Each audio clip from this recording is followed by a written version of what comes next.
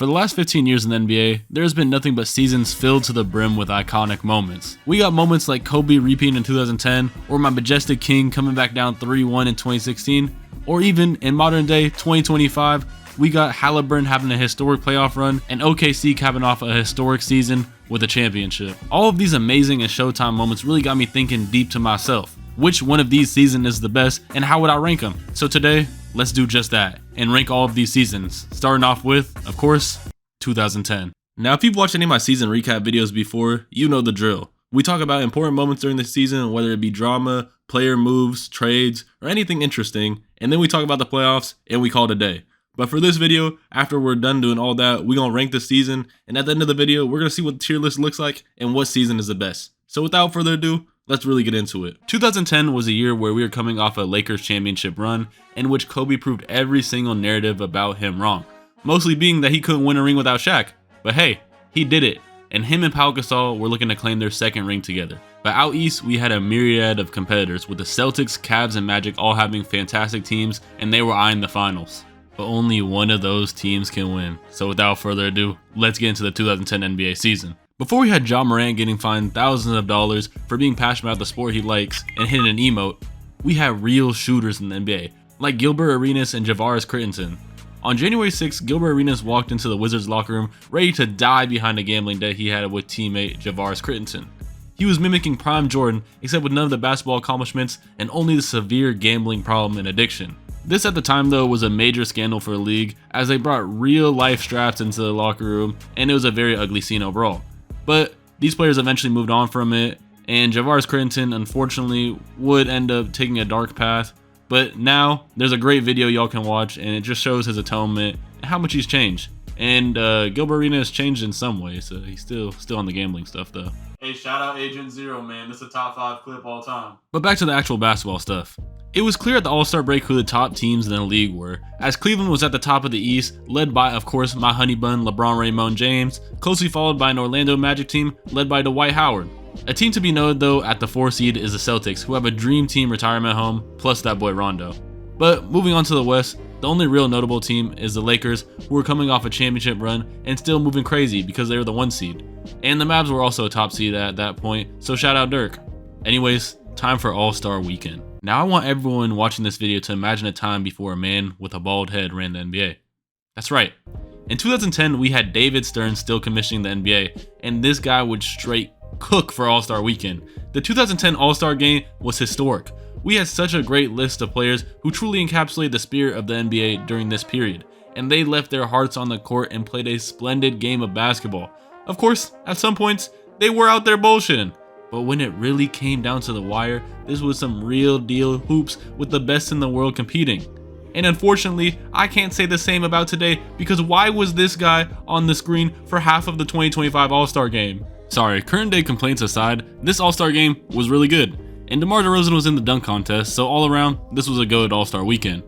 But let's move on to the real hoops. That's right, it's playoff time. But before we can go on to the actual playoffs, we have 2 things to go over. One being, here are the records for the end of the regular season in 2010, and then another thing we gotta go over is all of these awards. The MVP of the league was deservingly LeBron, Depoy was Dwight, and Rookie of the Year was Tyreke Evans.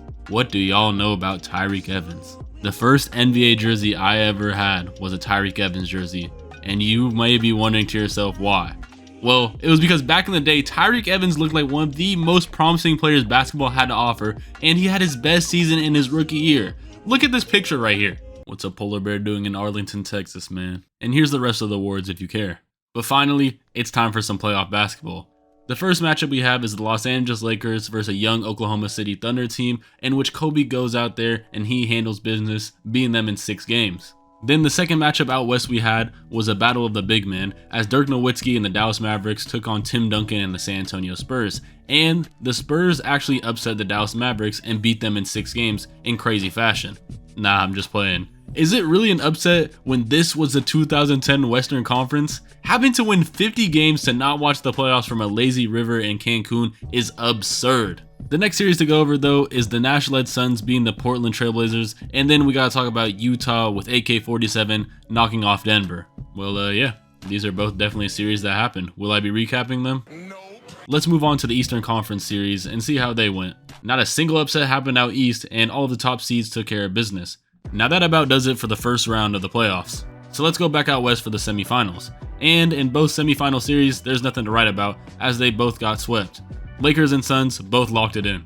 Then for our Eastern Conference matchup, we had the Orlando Magic bringing out their brooms for the Atlanta Hawk and sweeping up the series. But now, we get to talk about a very interesting series. A series that's always brought up when discussing disingenuous and straight up false narratives regarding my GOAT LeBron's legacy. The actual series at hand ended up being a series in which the Boston Celtics beat the Cleveland Cavaliers in 6 games. And the only 2 games that the Cleveland Cavaliers won in this series was Game 1 and Game 3. And in both those games, Bron put up 35 plus. But at least we know at the end of the day, LeBron will be back in Cleveland to try again next year to get them a ring. Moving forward, that now puts in place the 2 conference finals matchup. That being out west, the Los Angeles Lakers and the Phoenix Suns, and out east, the Boston Celtics and the Orlando Magic. The first of these we're going to talk about is the Western Conference Finals. And am I glad that I get to talk about one of the most underrated playoff series of all time. This series started out with a loud 40 bomb from Kobe in Game 1, where he was giving the Suns straight buckets for the win in every capacity. The Lakers then carried that Game 1 momentum into Game 2, which allowed them to take a 2-0 series lead. But the Suns weren't going down in this series without a fight.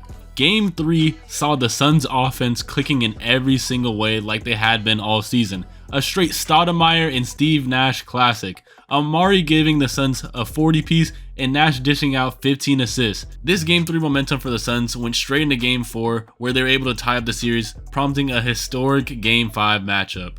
This 2010 Western Conference Game 5 is the type of game to make you truly fall in love with the sport of basketball. Nash and Kobe had an all-time duel, and this was pure, ethical, and sensational hoops. To talk about the actual game though, it went down to the wire, as with 30 seconds left in the game, Kobe had the ball up 3 with a chance for the dagger. Instead, he gets doubled, dishes the ball to Gasol, and he almost ends Channing Frye's entire career.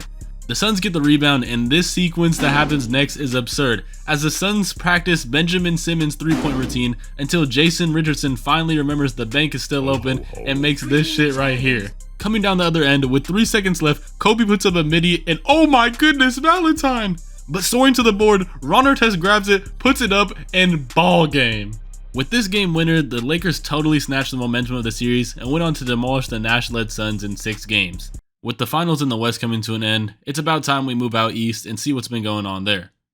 Well, the Celtics jumped out to a 3-0 lead, and that's about curtains for the series, as the Celtics end off winning in 6. So for the 2010 NBA Finals, the matchup is now one we've seen countless times in decades prior, and also a rematch of the 2008 Finals, the Los Angeles Lakers versus the Boston Celtics. And spoiler alert for the rest of the video, this is the last of these matchups we have gotten, for the better or for the worse. Nah, it's definitely for the better. I'm tired of seeing these 2 teams. For Game 1 of the 2010 NBA Finals, it was complete and utter domination for Kobe Bryant as he dropped 30 points and Pau Gasol dropped a demanding 23 and 14 with an outrageous 8 offensive rebounds. The Celtics though clapped back in Game 2 with an insane game where Rondo drops an average stat line of his and Ray Allen goes nuclear from behind the arc, tying the series back up 1-1. In a crucial Game 3, the Lakers got off to a hot start to take an early 10-point lead within the second quarter. But in the last minutes of this ball game, the Celtics brought it back within 4 and they had the possession of the ball. However, Ray Allen, wide butt booty naked open in the corner, decimates the rim and misses the shot, leading to a fast break opportunity where Derek Fisher completes a tough and one, and it's ball game. Moving on to Game 4, this was do or die for the Celtics. They could not lose, so they dropped an egalitarian performance with everyone performing and coming in clutch, including Glenn Baby Davis masterclasses of all things to secure a Game 4 win. With the series now tied at 2-2. It prompted a very important Game 5. And this Game 5 was one that would go down in the books as it saw Kobe on an absolute mission, dropping almost 40 in a game that meant the world. But with Pau Gasol being the only other Laker to drop in more than single-digit scoring, they fell to the Celtics, who had their 4 best players contribute in a major fashion. The Celtics now had a 3-2 series lead, while Kobe and the Los Angeles Lakers had their backs against the wall in a Game 6 that was do or die. With the stakes this high, Pau Gasol and Kobe did not disappoint as they gave straight BTA for 4 whole quarters, and Pau Gasol dropped a damn near triple-double and Kobe a surgical 30-point performance. The series was now tied at 3 apiece. The best 2 words in sports. Game 7. It's time for Game 7. This Game 7 was one of the most grinding games of basketball you will ever witness. With 8 minutes left in the first half, the score was tied 23-23, but going into the tunnel, the Lakers were down 6, and Kobe was showing his love for the mathematical concept of pi as he was shooting 3 of 14 from the field at half. The Celtics, though, wouldn't let this disaster class from Kobe go without capitalizing, as they claimed a 13-point lead in the third quarter until the Lakers came on storming back. Finally, in the fourth quarter, Kobe buries free throws to take the lead. Skipping to crunch time though, with about 1:10 left in the game, Kobe has the ball in his hands, and instead of forcing another shot for the night, he gives it to the hot hand of the game, that being Ron Artest, who drills what would ultimately be the dagger of the game to put the Lakers up by 6, bringing Kobe his 5th ring and dropping iconic after iconic photo, along with Ron Artest dropping a banger post-game interview. So good, and he passed me the ball. He never passed me the ball. And he passed me the ball. Kobe passed me the ball. And I shot a 3. Now, with all of that in the books, the 2010 NBA season was officially over, which means it's time to rank it. Yeah, no questions asked. This is an easy S tier season. Now it's time for 2011. With the 2010 season officially being in the book, the offseason had a lot of questions that needed to be answered. And the main one being, where was everyone from the 2003 draft class gonna sign? And if I'm gonna be honest, more importantly, where was the Akron Hammer, also known as LeBron James, gonna sign? Well, since you want to know the answer so damn bad, here's a whole 75-minute ESPN premiere with commercials called The Decision. Nah, I'm not gonna lie, this shit was absurd. But yeah, to nobody's surprise, he ended up just returning to his hometown of... And this fall, man, this is very tough. And this fall, I'm gonna take my talents to South Beach. He went to Miami? Well, I'm sure the city of Cleveland wasn't too upset about an honest man's decision to take his talents elsewhere. Anyways, moving on from that, joining LeBron in Miami was a dinosaur and Dwayne Wade, who was already in Miami. These moves instantly made this team championship favorites for, well, shit, however long they decided to play together. Anyways, other notable shakeups this offseason was Tyson Chandler going to the Dallas Mavericks, as well as Amari Stoudemire moving on to the Knicks. But moving on from the star-studded offseason, we also had notable draft prospects with players like Boogie and Jonathan Wall and Podcast P being drafted. Without further ado, let's get into the actual season. In John Wall's 3rd ever NBA game, he becomes one of the most swagged out NBA players of all time with this iconic clip right here that is truly a relic of the time it was in. And at guard, 6'4" from Kentucky, welcome to DC, number 2, John Wall. Another hallmark moment this season was LeBron's inevitable return to Cleveland following his departure to Miami. And with Cleveland losing LeBron and also having to watch the Browns play all season, the whole state of Ohio lost their purpose and reasons for existence, and all that was left in their hearts was true animosity and hatred. They were moving like the reverse Flash, wanting nothing but failure for my glorious Pookie Bear LeBron James. This game on December 2nd, 2010 had so much tension and the stakes were so high, and LeBron cared for none of it as he decimated this abysmal Cavs team, single-handedly dropping 38 points and blowing them out. And this game would lead to a fallout from the Cleveland Cavaliers that would pretty much last the rest of the season. But with all of that being said, let's skip on to All-Star break. Nah, I'm not gonna lie, I'm not recapping this. The only cool thing was the Kia dunk, and even that wasn't that cool. Anyways, moving forward from All-Star Weekend, we have some milestones to go over in this NBA season. Some good, some absolutely horrific. The first one being is Ray Allen becoming the undisputed 3-point king as he beat Reggie Miller's old record. This record is genuinely unfathomable, and it makes sense why no one has ever come close to beating it. The other record that has to be mentioned though is that the Cavaliers actually forgot how to play the sport of basketball without LeBron, as they lost an absurd 26 games in a row. The Cavs quite literally went from the best regular season team in the league to the worst in a span of a year, all because of LeBron's departure. This honestly surprised me though, as I thought Antoine Jamison first option hoops was really what the Cavs needed to get over the hump, but man, I guess not. Moving on to the trade deadline, it was pretty unremarkable as no one really got traded. Psych, Carmelo Anthony got traded to the Knicks. Other notable trades this deadline were the Nets acquiring Darren Williams and the Cavs trading for a pick that was eventually used to draft Kyrie Irving. And while I still have your attention on that name, Darren Williams, I really want everyone to reflect that we used to have Darren Williams or Chris Paul conversations back in the day. Nah, I'm not gonna lie. He was nice though. Anyways, enough talk about the regular season. It's time to move forward to the postseason and the playoffs. But first, y'all gotta look at these schedules and see who was the best in the league for the regular season. And the most surprising thing about these records is the emergence of the Chicago Bulls, who despite having a 22-year-old point guard running the team, they still ended up being the 1 seed. And that 22-year-old point guard, Derrick Rose, won MVP, and he was the youngest player to ever do so. Here are the other important awards. Blake Griffin won Rookie of the Year unanimously, Dwight Howard won Defensive Player of the Year, and here's the playoff picture. To start off, out east, we had a matchup that included the league's MVP Derrick Rose against rookie Paul George and Roy Hibbert. And shout out Roy Hibbert, man, underrated 2010s big man. Anyways, rookie Paul George was too incomplete of a player to help against this monster Bulls team, despite having Danny Granger playing a great series, which led to the Bulls beating them in 5, giving them that gentleman's brew. Derrick Rose had a monster game 1 and 2, setting the tone for the series and its eventual win for the Bulls. 21 free throws in game 1, by the way. Y'all don't really care about this, be honest. You just want to hate. Moving out west, we had the Memphis Grizzlies versus the San Antonio Spurs in a series that was all but decided from the jump. That was until Zach Randolph had something to say about it, as him and Marc Gasol stole game 1 for the Grizzlies.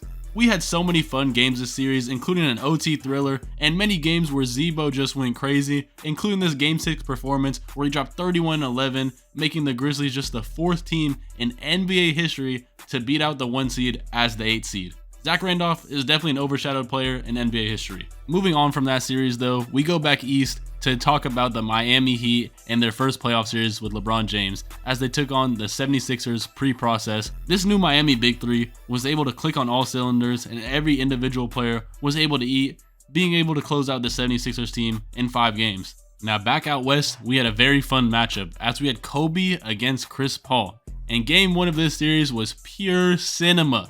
Kobe and Chris Paul were trading baskets all game, and Chris Paul was making Carl Landry look like a good playoff second option.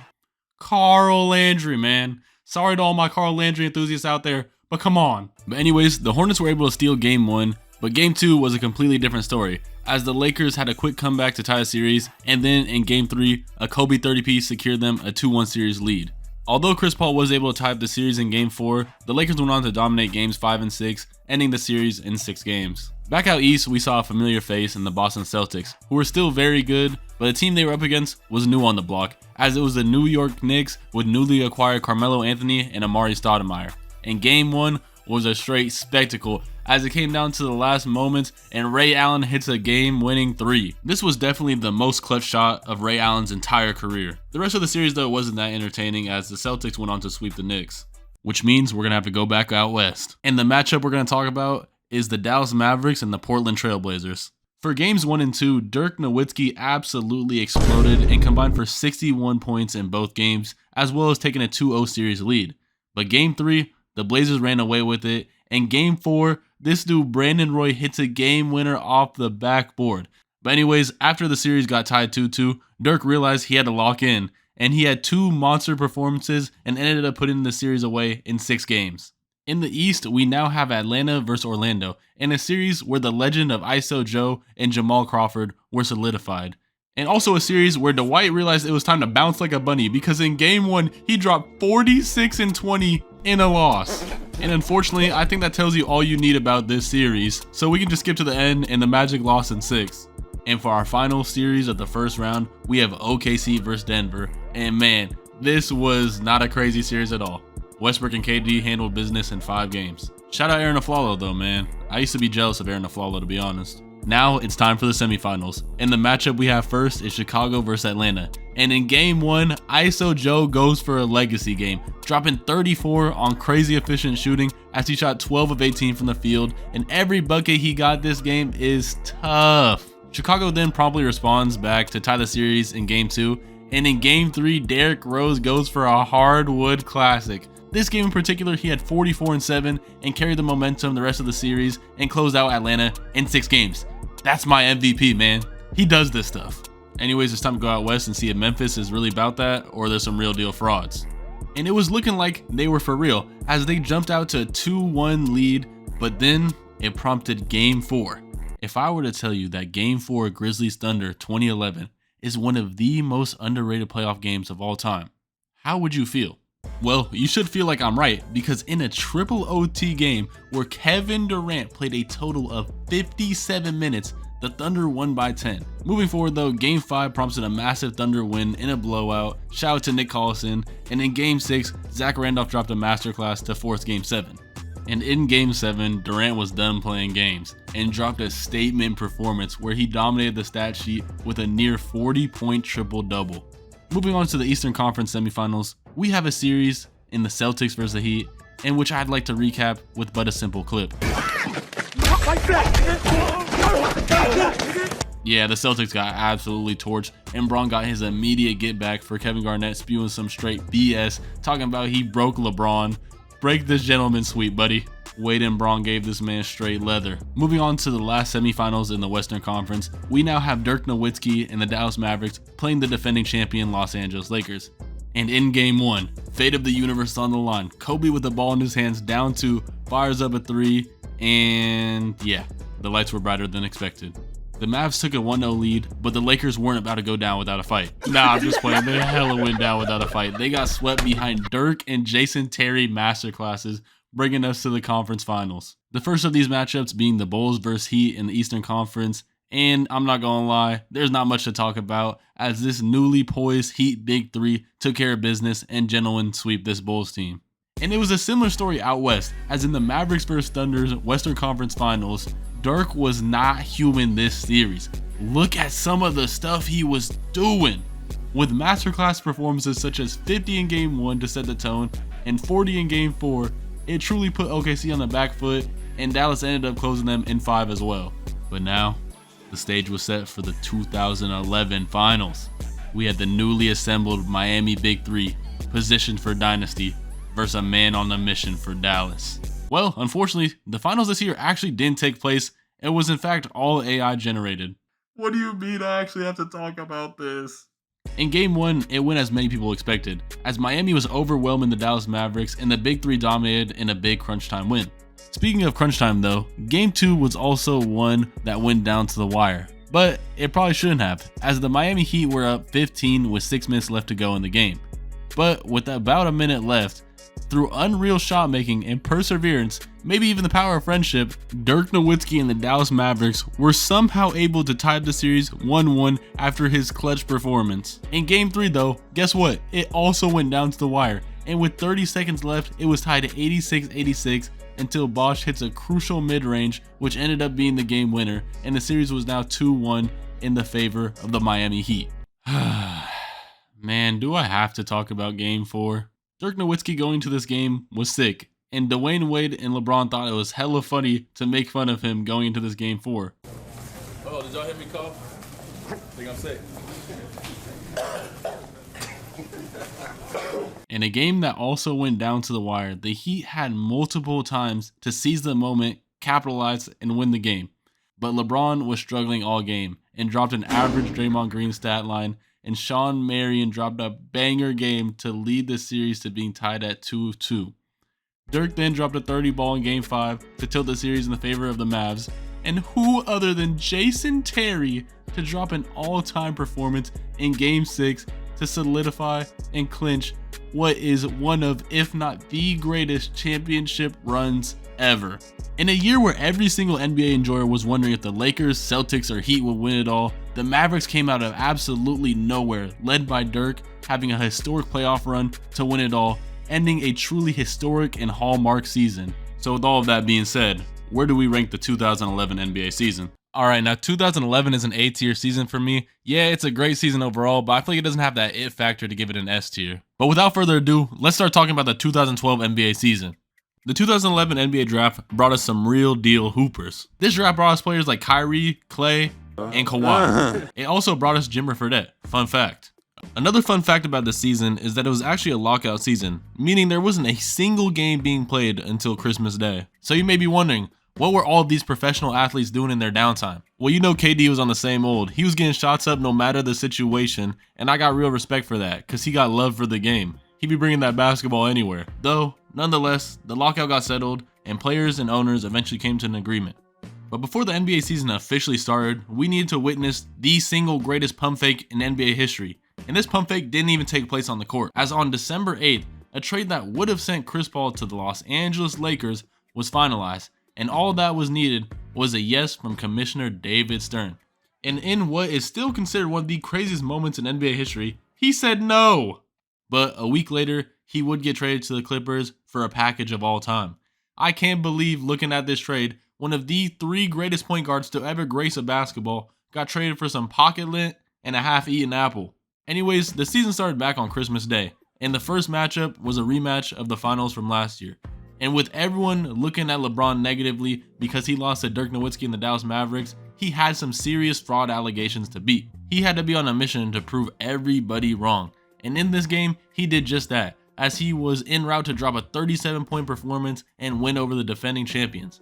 This game was a great start to set the stage for what would eventually be LeBron's revenge tour. This season didn't offer too many moments in the regular season due to it being shortened, though there were a few spectacular highlights. In particular, there's a point guard for the New York Knicks that was making a name for himself out of nowhere, and his name was Jeremy Lin. After the New York Knicks lost 11 out of their last 13 games, Mike D'Antoni knew it was time to fire up something new as the season was going to absolute pandemonium. So with 3 minutes ago in the first quarter of a February 4th game against the New Jersey Nets, Mike D'Antoni thought it was a great idea to throw in Jeremy Lin in a real sink or swim moment. And swim he did, as Jeremy Lin was looking like prime Michael Phelps out there, finishing the game with 25-7, and most importantly, getting the win for the New York Knicks in the mecca of basketball, Madison Square Garden. Truly a feel-good story, as a player who was in street clothes 2 months prior, not signed to any team, was able to put up a great performance and secure a win for a struggling team. But surely it was just a one-and-done situation, right? Following that improbable performance, he did it again against Utah and dropped 28 and 8 in 45 minutes of play. Then he did it yet again for good measure against the Washington Wizards, dropping 23 and 10, winning both games for the New York Knicks. And even though Jeremy Lin was a media darling and almost everybody loved him, there were still a lot of doubters as it was just a 3-game sample size. And to a certain man in particular, he had to prove that he was really like that. That man being Kobe Bean Bryant. Going into this game of the Los Angeles Lakers versus the New York Knicks, a lot of people thought it was like the Shannon Sharpe picture about LeBron.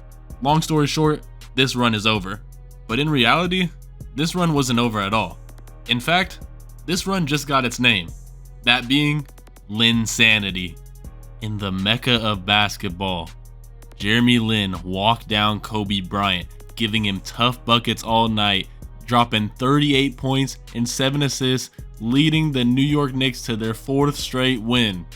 Jeremy Lin followed up that historic game with a game winner against the Toronto Raptors and went on to win Eastern Conference Player of the Week.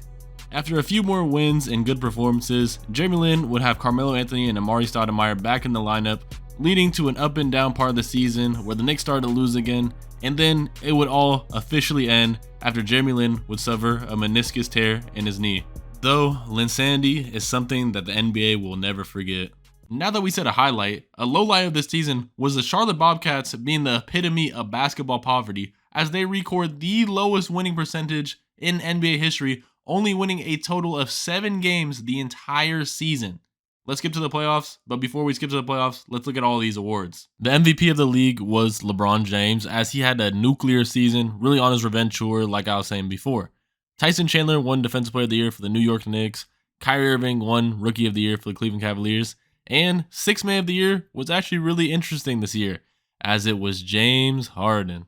He averaged 17 points, 4 rebounds, and 4 assists, and it really got me thinking, what could he do in a bigger role where he didn't have to come off the bench? I can't wait for OKC to give him the starting opportunity next year. Anyways, enough of the awards. Let's move on to our first playoff series, being the Sixers and the Bulls. It's not fair, man. No way they did this to my MVP. Derrick Rose goes down at the end of game 1, and the 76ers eventually win the series in 6 games. Tom Thibodeau, you were up 12 with 1:10 left in the game. Why is your MVP still on the court? We now have the San Antonio Spurs versus the Utah Jazz. Back out east, Boston plays a series against the Atlanta Hawks in which they closed out the Hawks in 6 games. Back out west, we had the first ever rendition of the Lob City Clippers versus the surprise team of the league being the Memphis Grizzlies. I don't know what it is about these early 2010s grit and grind Grizzlies teams, but they always produce some fun playoff matchups. Because in the first game of this series, the Clippers were at one point down 21 points in the 4th quarter and came all the way back to win. Rudy Gay then dropped an efficient 21 points to tie the series, and in Game 3, Rudy Gay had a chance for all the glory with the game winner, but he missed it. And guess who also missed the game winner in Game 1? In Game 4, Blake Griffin and Chris Paul put their foot on the Grizzlies' necks, dropping 30 in a dramatic OT finish for a 3-1 series lead. But the series was not over because Memphis dominated Game 5 and 6, forcing a Game 7. And with the fate of the universe on the line, Chris Paul put on full display how generational he is, dropping a near triple-double to win the game. Moving past the Clippers series, we now had a series in the East that was the Miami Heat versus the New York Knicks. And this series can be wrapped up by Carmelo Anthony Game 1 performance where he shot March 15th from the field. And yeah, that was about it. Our next series to talk about is the Oklahoma City Thunder versus the defending champion Dallas Mavericks in a series that was nothing but surprising. As in Game 1, KD had a shot to take the hearts of Dallas and he hit it. He took a tough midi pull-up and hit it just like he's been doing his whole career. And with this momentum, the Thunder would end up carrying into the rest of the series where they actually swept the Dallas Mavericks in 4 games. It's alright, at least their ring in 2011 had blood on it. Moving on, we had the Orlando Magic play against the Indiana Pacers in a series that is truly a relic of its time. That being said, I'm not talking about the series at all. Pacers win in 5. Anyways, time for the last series of the first round, being the Nuggets versus the Lakers. And obviously this was a quick series for LA as they took care of the Denver Nuggets in 7 games. Yeah, the Lakers almost got fried by Game 7 Ty Lawson, but it wasn't enough as Danilo Gallinari and Andre Miller shot January 9th and 10th from the field respectively, and Kobe FC lived to see another day. Just know this wasn't the only time the state of Colorado almost ended Kobe's career. Moving forward, we are now in the semifinals, and for our first series we had the Boston Celtics versus 76ers. And the 76ers actually almost beat the Boston Celtics, but in Game 7, KG took over and the Celtics were able to advance. Then moving on for our 1-seed series out west, the San Antonio Spurs just spanked on the Los Angeles Clippers and they really had no chance to win the series at all. Another sweep for the Spurs. Then the Miami Heat beat the Indiana Pacers in 6 games. And for our final series out west, the Thunder were able to overpower the Los Angeles Lakers in 5 games, despite a great series from Kobe, as Russell Westbrook and KD were too much to handle. Which now sets up our 2 conference finals matchups. For our Western Conference matchup, we had the OKC Thunder versus the San Antonio Spurs, and this series was a great one, as we saw KD have an absolute masterclass. After going down 2 games to nothing to the San Antonio Spurs, the Oklahoma City were able to win 4 straight off of straight banger Kevin Durant performances where he was dropping crazy stat lines and shooting efficient from the field as always. In this series, he went on to average 38 and 5, clinching his first ever finals appearance at the age of 23. Now for our Eastern Conference Finals matchup, we have the Miami Heat versus the Boston Celtics. And after coming out to a 2-0 series lead, Miami really looked like they were in control. But then, after Kevin Garnett, Rondo, Paul Pierce, Ray Allen, the whole team went crazy, they were able to come back and clinch the series at 3-2 going into TD Garden, their home, where they just had to win 1 game to put the series away. LeBron, with his back against the wall in Game 6, do or die in the enemy's home court. What does he do?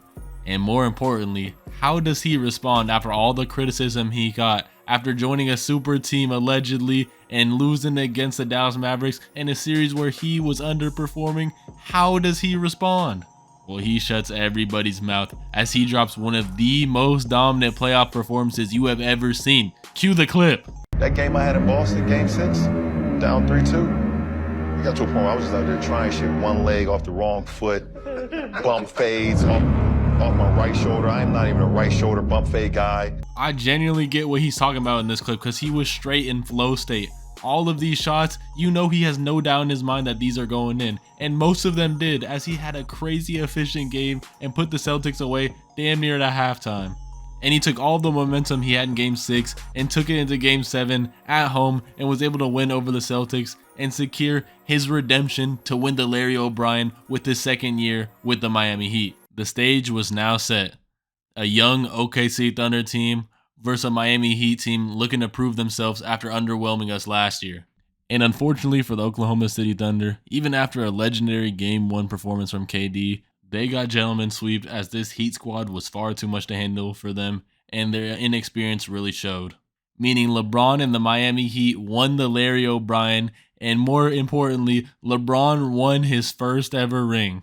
And just like that, the 2012 NBA season has come to a close, which means we gotta rank it. Alright, now 2012 was a very fun season, but I feel like the playoffs didn't have too many interesting matchups other than the Boston-Miami series, so it keeps it in B tier for me. Now it's time for the 2013 NBA season. The 2012 NBA draft introduced a lot of great talent into the league, with the main 3 new additions being Anthony Davis, Damian Lillard, and Draymond Green. We also had 2 very important offseason trades, one being Dwight Howard going to the Los Angeles Lakers, which was league-shaking, and the James Harden to the Houston Rockets trade. A 23-year-old James Harden got traded in the offseason for AA batteries and a pair of socks. Now with all of the offseason shenanigans out the way, let's talk about the 2013 NBA season.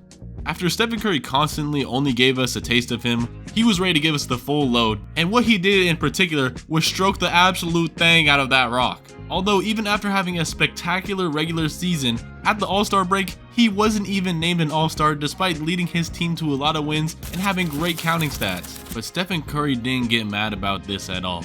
In fact, he used it as motivation. In particular, he used it as motivation against the New York Knicks when he walked into Madison Square Garden giving a performance of an absolute lifetime. And to truly cement Curry's rise to stardom this year, in his final regular season game of the year, he decided to break the single season 3-point record. But as one legend was cementing himself, another was fading. In a regular season game against the Golden State Warriors, unfortunately, Kobe would end up tearing his Achilles. You know he still walks to the free throw line and banged those 2 free throws though. He's a real dog. This unfortunately would spell the end for the Los Angeles Lakers and, more importantly, Kobe Bryant. On a more positive note though, LeBron James just finished what is arguably his greatest regular season of all time. LeBron James on the season, start to finish, was absolutely dominant, and he led the Miami Heat to 66 wins. What's even more impressive though is the actual counting stats, because they are genuinely video game-like. He averaged 27 points, 8 rebounds, 7 assists, almost 2 steals a game, and a block. And you might be thinking to yourself right now, man, I wonder if he was efficient too. Well, he was. He was averaging 57% from the field and 40% from 3. This was all en route to win the first ever unanimous MVP. What do you mean a single person voted for Carmelo Anthony? Of course, he was a Celtics fan. It's alright because LeBron was a finalist for Defensive Player of the Year, and he was able to secure his first ever Defensive Player of the Year. Oh, never mind, Marc Gasol actually won it over him. Well, since he won the Defensive Player of the Year, surely he was on the All-NBA first team for defense, right? I'm done. You can't make this stuff up. Jordan FC is doing everything in their power to stop this man from becoming the GOAT. I'm sick. But since I already talked about 2 of the awards, I gotta talk about the third most important one, being Rookie of the Year, and Damian Lillard locked that up. Now, I think it's about time for the playoffs. So here are the final records out west, and here's the final records out east. Starting off with the Heat versus Bucks. It's a sweep. Now we have the Oklahoma City Thunder versus the Houston Rocket, where James Harden was out for blood trying to get his revenge after getting traded this offseason. And overall, this series was a really good one, full of close games as well as important narratives, though the Thunder did knock off the Rockets in 6 games. The next series to talk about is the New York Knicks versus the Boston Celtics, and this series started out with New York coming to a 3-0 lead, which means it's curtains for the series. Moving forward, we had a pretty quick sweep as Dwight Howard was not able to avenge Kobe Bryant, and they lost to the San Antonio Spurs in a sweep. The next series to talk about is the Indiana Pacers versus the Atlanta Hawks, and Indiana was able to handily defeat the Atlanta Hawks in 6 games. Going to our Western Conference series, we now have the Denver Nuggets versus the Golden State Warriors, in a series that is the first showcase of this new dynasty, Golden State Warriors, and how did they perform when it mattered the most in the playoffs. Well, Stephen Curry averaged basically 24 and 10 this series to knock off the Nuggets in 6 games, not to mention 44% from 3. We then had one of the most uneventful 7-game series of all time, that being the Nets versus the Bulls, and the only thing interesting about it is that the dude who fought Jake Paul had a 34-piece this series. And yeah, Bulls in 7. We then had a rematch of last year's first round with the Memphis Grizzlies and the Los Angeles Clippers meeting again. And in Game 2, Chris Paul went on to hit a game-winning layup, but it didn't matter, as even though the Clippers were up 2-0 at that point, Zach Randolph was inevitable and led them to 4 straight wins to beat out the Clippers in the first round. Moving past that, we are now in the semifinals. And for our first matchup, we get to see the Miami Heat breeze past the Chicago Bulls in 5 games, but shout out Carlos Boozer. The next series to talk about though is one that didn't go as expected, as it's the Memphis Grizzlies versus the Oklahoma City Thunder, and the Thunder actually lost this series in 5 games, but a major part of it is due to Westbrook suffering a meniscus tear in Game 2 of the Rockets series. What could have been, man? What could have been? Following that, we had a series in the Indiana Pacers versus the New York Knicks, in which the Indiana Pacers won in 6 games. Now for our final matchup of the semifinals, we had the new kids on the block, the Golden State Warriors versus the San Antonio Spurs. And this series started off with one of the craziest game ones I've ever seen. In game 1, Stephen Curry absolutely lit the building on fire as he erupted for 44 points, and not to mention this game also went to double OT. And in double OT, down by 2, the San Antonio Spurs relied on one man to hit the game-winning 3, and that was Manu Ginobili. The greatest Argentinian athlete of all time called game and spoiled a Stephen Curry masterclass, which led the Spurs to win this series in 6 games. It is now time for the conference finals. And this time the first series we're going to talk about is the Western Conference one, since it just ended in 4 games as the San Antonio Spurs swept the Memphis Grizzlies, who weren't even really supposed to be there. But now moving on to the Eastern Conference Finals matchup. We have the Indiana Pacers versus the Miami Heat. And I know I just said the Warriors and Spurs were one of the craziest game ones I've ever seen, but this was also one of the craziest game ones I've ever seen, as at the end of the first quarter, down by 3, Paul George nails a 3 to send the game into overtime. And in that very overtime, with about 20 seconds left, tie game, Bron drives to the rim and finishes this tough layup to put the Heat up by 2.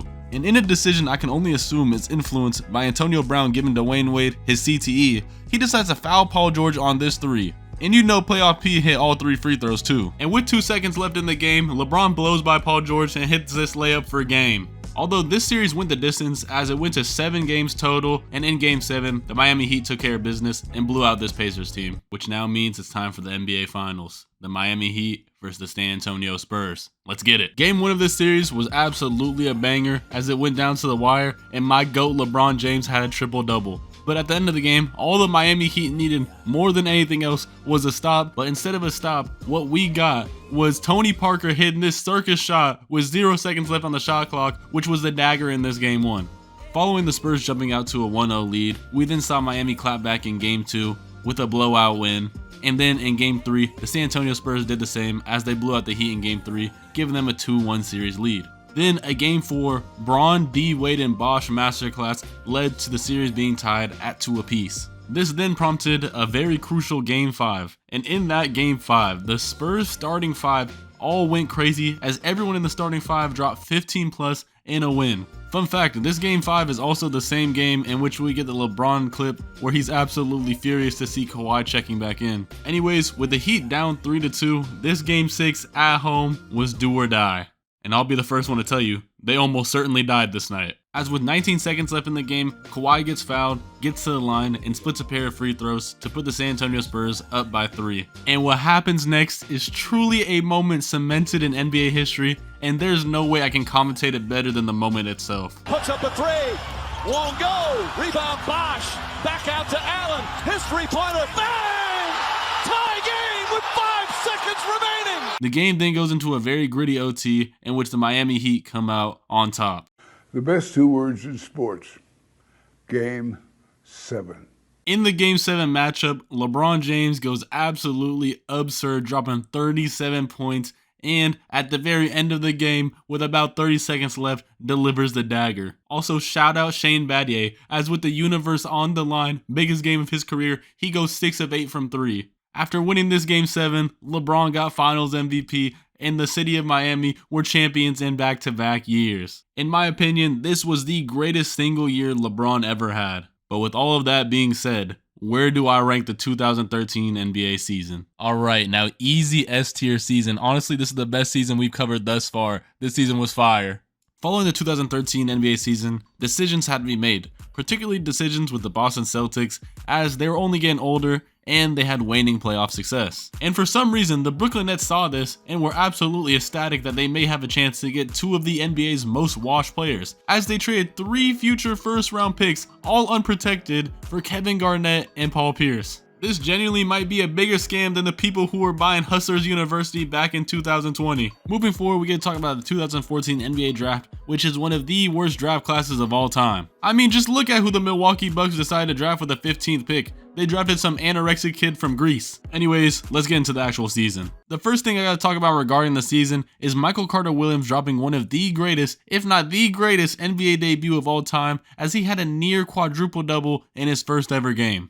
Unfortunately, that was the peak of the season for the 76ers though, as they only won 19 games the entire season. This season also saw two of the most random 50-piece games I've ever seen, as Terrence Ross had a 50-piece and also Corey Brewer had a 50-piece. And speaking of high-scoring individual games, Carmelo Anthony dropped a 62-piece against the Charlotte Bobcats, 62 points on straight jumpers. You know what they say about Carmelo Anthony, man. He could find space in the telephone booth. Moving forward, we get to talk about another high-scoring individual game, that being LeBron, again, against the Charlotte Bobcats, as he put up 61 points. Not to mention, Bron was doing that with the mask on too. One very important moment this season though is David Stern stepping down as commissioner of the NBA, meaning that Adam Silver was the new NBA commissioner. And to be honest, overall, I'm just glad that Adam Silver got to ease into his position even though that David Stern stepped down mid-season and he didn't have to deal with anything too absurd. The Clippers owner said what? About 2 months after Adam Silver assumed the position of NBA commissioner, Clippers owner Donald Sterling was caught in 4K wilding out. But yeah, quite obviously, the NBA media, and NBA players in particular, did not take a liking to this, as this was just straight up absurd and blatant racism in the faces of everyone. NBA players were ready to boycott the whole season if something didn't happen about this clip, and so Adam Silver had to act swiftly. In the only moment Adam Silver has ever had aura in this league, he drops a perma-ban on Donald Sterling and fines him 2.5 million doubloons. Accordingly, effective immediately, I am banning Mr. Sterling for life.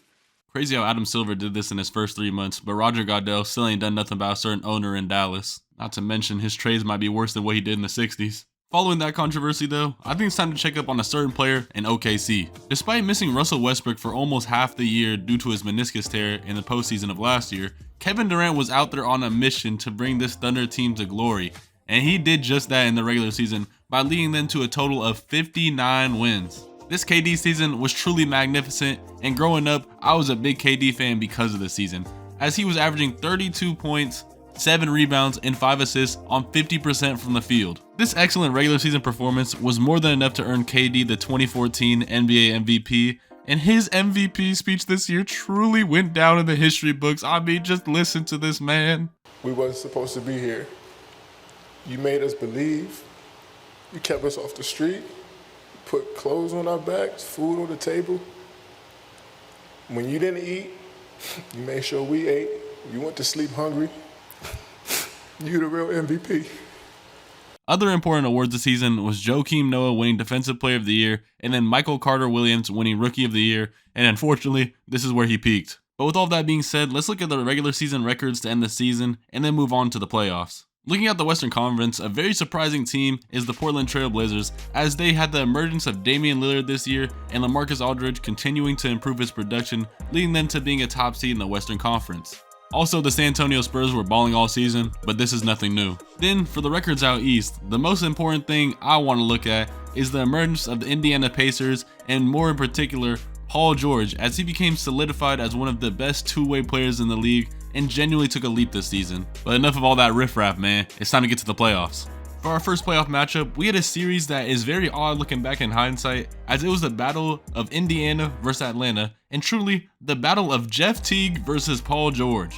And I'm not gonna lie, this dude Jeff Teague was hooping the whole series.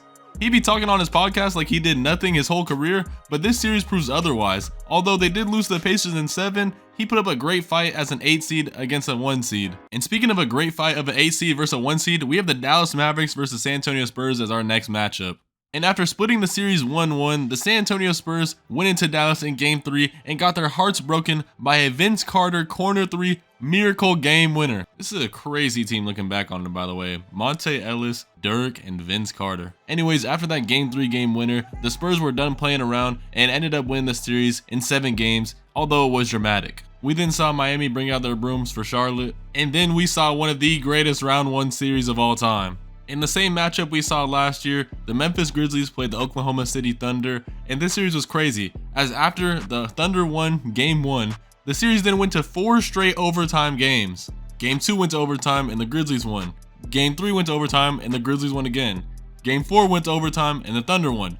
Game 5 went to overtime and the Grizzlies won. And then the Thunder finally had enough and then won Game 6 and 7 in a blowout. Moving on, we now have the Toronto Raptors versus the Brooklyn Nets in a series that was really DeMar DeRozan and Kyle Lowry's coming out party, as they showed just how crazy they could be as a duo.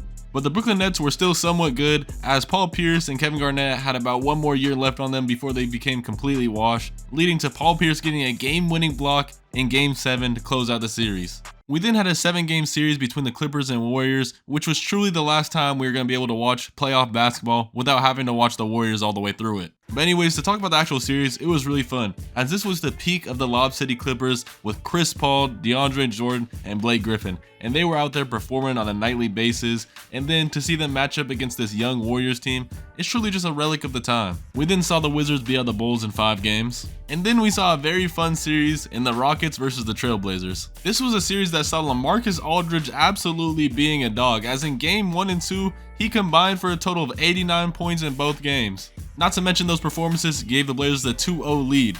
And although James Harden would fight back in Game 3 for the win, they would then take a 3-1 series lead above the Rockets in Game 4. Game 5 would see yet another Rockets win, meaning we had to go to Game 6. And Game 6 went down to the wire. Down by 2. 0.9 seconds left. It was only one man's time, and that time was Dame time, as he hits this absurd game winner right here. Damian Lillard, in his second NBA season and his first ever playoff appearance, did this and walked off the Rockets.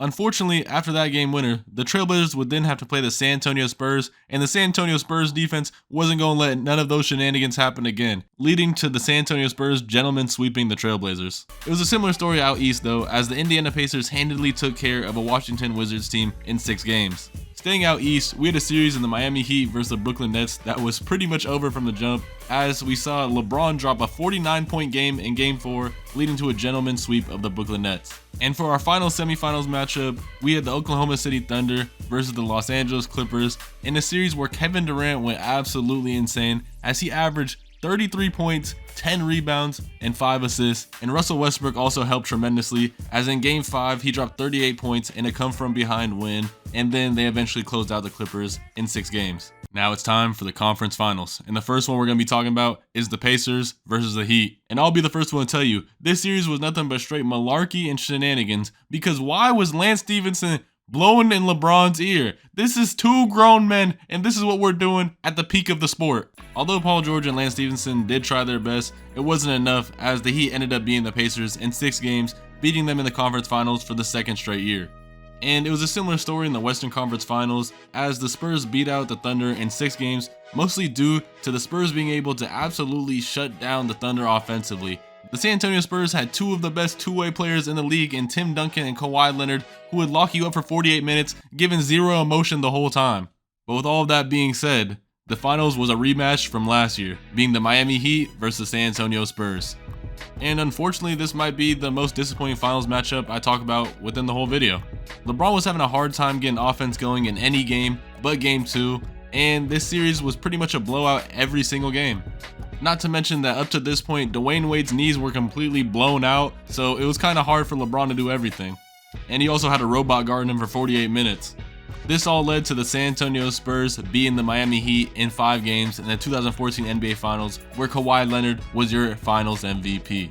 So now it's time to rank the 2014 NBA season. Alright, now 2014 was a good season, don't get me wrong. It had the emergence of a lot of teams, but overall, it was just kind of easy for the San Antonio Spurs, and they dominated a lot of the series besides the one against the Mavericks. So it's C tier for me. Alright, now it's time for the 2015 NBA season. And the first major thing about the season is LeBron's return. I remember vividly the day he announced his return to Cleveland, and it was just such a heartfelt moment. Reading his article truly brought a tear to my eye. But the elephant in the room to address for this season was that the Cleveland Cavaliers last year were ass. I mean, don't get me wrong, they had Kyrie, but they didn't even make the playoffs the year prior. So changes needed to be made, and none were better than draft night, because big bro Adam Silver made the call and somehow gave the Cleveland Cavaliers the first overall pick yet again, despite only having a 1.9% chance to get it. Meaning this was the 3rd time in 4 years that the Cleveland Cavaliers had the first overall pick. And I just gotta say, Adam Silver, if you gonna bless the Cavaliers like this, please bless the Sacramento Kings this year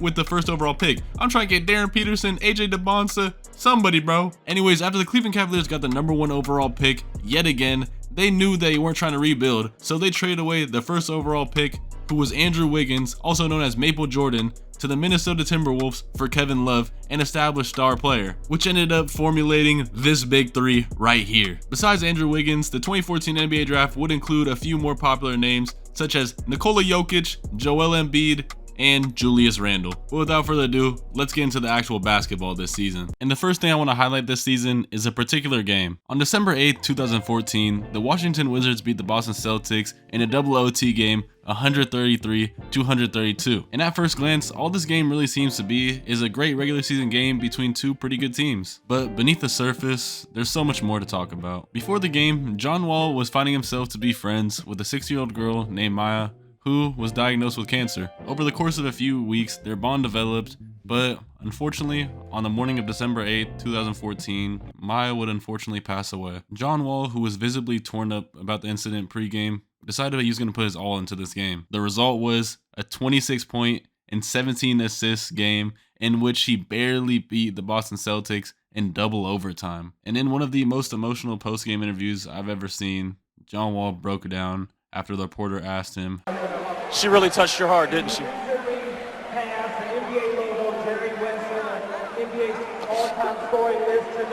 All in all, I bring up the story because it's still relevant today, as cancer is the leading cause of death by disease in children in the United States. So today, I've linked a nonprofit, St. Jude's Children's Research Hospital, and it would be very much appreciated if those watching could please donate to the cause. Anyways, thank you much for listening. Moving forward, the number one thing we gotta talk about regarding the 2015 NBA season is the emergence of the Golden State Warriors, who are on straight tomfoolery this season. To this day, I still get Vietnam flashbacks about the third quarter Warriors, because your favorite team would be neck and neck with them the whole night. But the absolute second it hits the third quarter, they start blowing you out in crazy fashion. No third quarter though was worse than when the Golden State Warriors played my Sacramento Kings and Klay Thompson erupted for 37 points in one quarter. I can't tell if the Kings are just that ass or Klay Thompson's just that good or a mix of the both. Anyways, moving forward from this all-time great Warriors team, we gotta talk about another team that was racking up wins but may not be all-time great, and that's the 2014-15 Hawks. This team was genuinely the team of all time,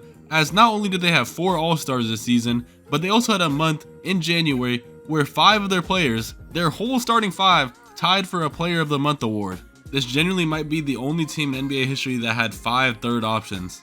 Anyways, moving forward, the only thing interesting at the trade deadline this year was Isaiah Thomas got dealt to the Boston Celtics, and I'm sure the Phoenix Suns won't regret that deal at all. Moving forward to the end of the season, we got to see Stephen Curry get crowned with his first ever MVP, and his highlight reel this season was crazy. That Chris Paul ankle breaker clip will live in my head rent-free till the end of time. This season also saw Kawhi Leonard narrowly beat out Draymond Green for Defensive Player of the Year, and it also saw Maple Jordan, also known as Andrew Wiggins, get Rookie of the Year. But now, it's officially time for the 2015 NBA playoffs. And for our first matchup, we have one of the most mid-1 seeds of all time, the Atlanta Hawks versus the Brooklyn Nets, and they handily take care of this Brooklyn Nets squad in 6 games. And for our 1 seed out west, we have the Golden State Warriors taking on the New Orleans Pelicans, and they got absolutely swept. Speaking of sweeps though, that's exactly what the Cleveland Cavaliers did to the Boston Celtics, despite them getting Isaiah Thomas at the trade deadline. Houston then handily takes care of Dallas in 5 games, and then the Chicago Bulls handily take care of the Milwaukee Bucks in 6 games. But now, moving forward, we get one of the most exciting first round matchups of all time, as it's the Los Angeles Clippers versus the San Antonio Spurs. But I'm too lazy to recap the whole series, so let's just go to the good part. In Game 7, where it's tie game with 10 seconds left, Chris Paul drives to the rack and hits this tough bank shot to win the series. A Game 7 game winner. That's cinema if I've ever heard it. Also, Mr. 90 Miles himself was in this series. Shout out Matt Barnes. How was he that mad driving for 90 miles straight? I'll never know. Anyways, moving past that, the Washington Wizards swept the Toronto Raptors, and then the Memphis Grizzlies beat the Portland Trail Blazers in 5 games. Moving forward, we are now in the semifinals, and I get to talk about one of the most iconic moments in NBA history, even though in the grand scheme of things, it didn't mean too much. As in the Atlanta Hawks versus Washington Wizards series, in Game 3, where it's tied, fate of the universe on the line, Paul Pierce gets the rock and banks in this shot right here. Now this shot alone is fire, but what really makes this moment fire in hindsight is the post-game interview that lives in my head rent-free. Did you call bank? I call game. They would go on to lose 3 straight after this and lose the series though, so yeah. Moving forward, the Golden State Warriors and Stephen Curry outplayed the Memphis Grizzlies in a 6-game series, while LeBron and the Cavs did the same thing against the Bulls squad, also in 6 games. But at least the Bulls will forever have this Game 3 Derrick Rose game winner that is truly iconic, even though they lost the series. And for our final matchup of the semifinals, we had the Houston Rockets versus the Los Angeles Clippers in a 7-game series, but don't let the 7 games fool you. This series wasn't all that fun, as every game was a blowout, and the Houston Rockets won in 7 games. That now brings us to our conference finals matchups, and I'm gonna be honest, both of these series are uninteresting. The Atlanta Hawks couldn't fool me, as I'm familiar with their game and knew they would get swept because they're frauds. And this Houston Rockets team just had no chance against this Golden State Warriors squad. They had to wait a few years to even compete. They lost the series against the Warriors in 5 games. Meaning we now got the first ever rendition of the Cleveland Cavaliers versus the Golden State Warriors in the finals. And going into the series, the Cleveland Cavaliers were already down a key piece in Kevin Love as he got injured towards the end of the regular season. And it didn't help that in OT of this game 1, Kyrie suffers an injury that would keep him out for the rest of the postseason, and the game would also end in a Warriors win. LeBron and the Cavaliers would rally back in game 2 as LeBron had a historic performance and won this game also in overtime. They would then carry that momentum into game 3 where the Cavaliers would now hold a 2-1 series lead, but the fun unfortunately was over there. The Cavaliers would then get smacked and bent over in 3 straight games, leading to the Warriors winning in 6 games, meaning that this dynasty won their first ever NBA championship. And who else other than Stephen Curry was crowned finals MVP? Nah, I'm crying. This dude Andre Iguodala snatched Curry's chain. But with all of that being said, the 2015 season was now in the books, meaning it's time to rank it. Now, 2015 had the potential to be an all-time great season, but with the finals being kind of anticlimactic because of injuries, it knocks it down a few spots for me. But overall, it's still a solid season, definitely B tier. The 2016 NBA season. What hasn't been said about this historic season already? Nah, I mean genuinely, what hasn't been said about this season already? In fact, I myself have a 16-minute video recapping this whole season, and to be honest, I have nothing new to say regarding this season, so I'm gonna hand it over to someone else so they can recap the season for me.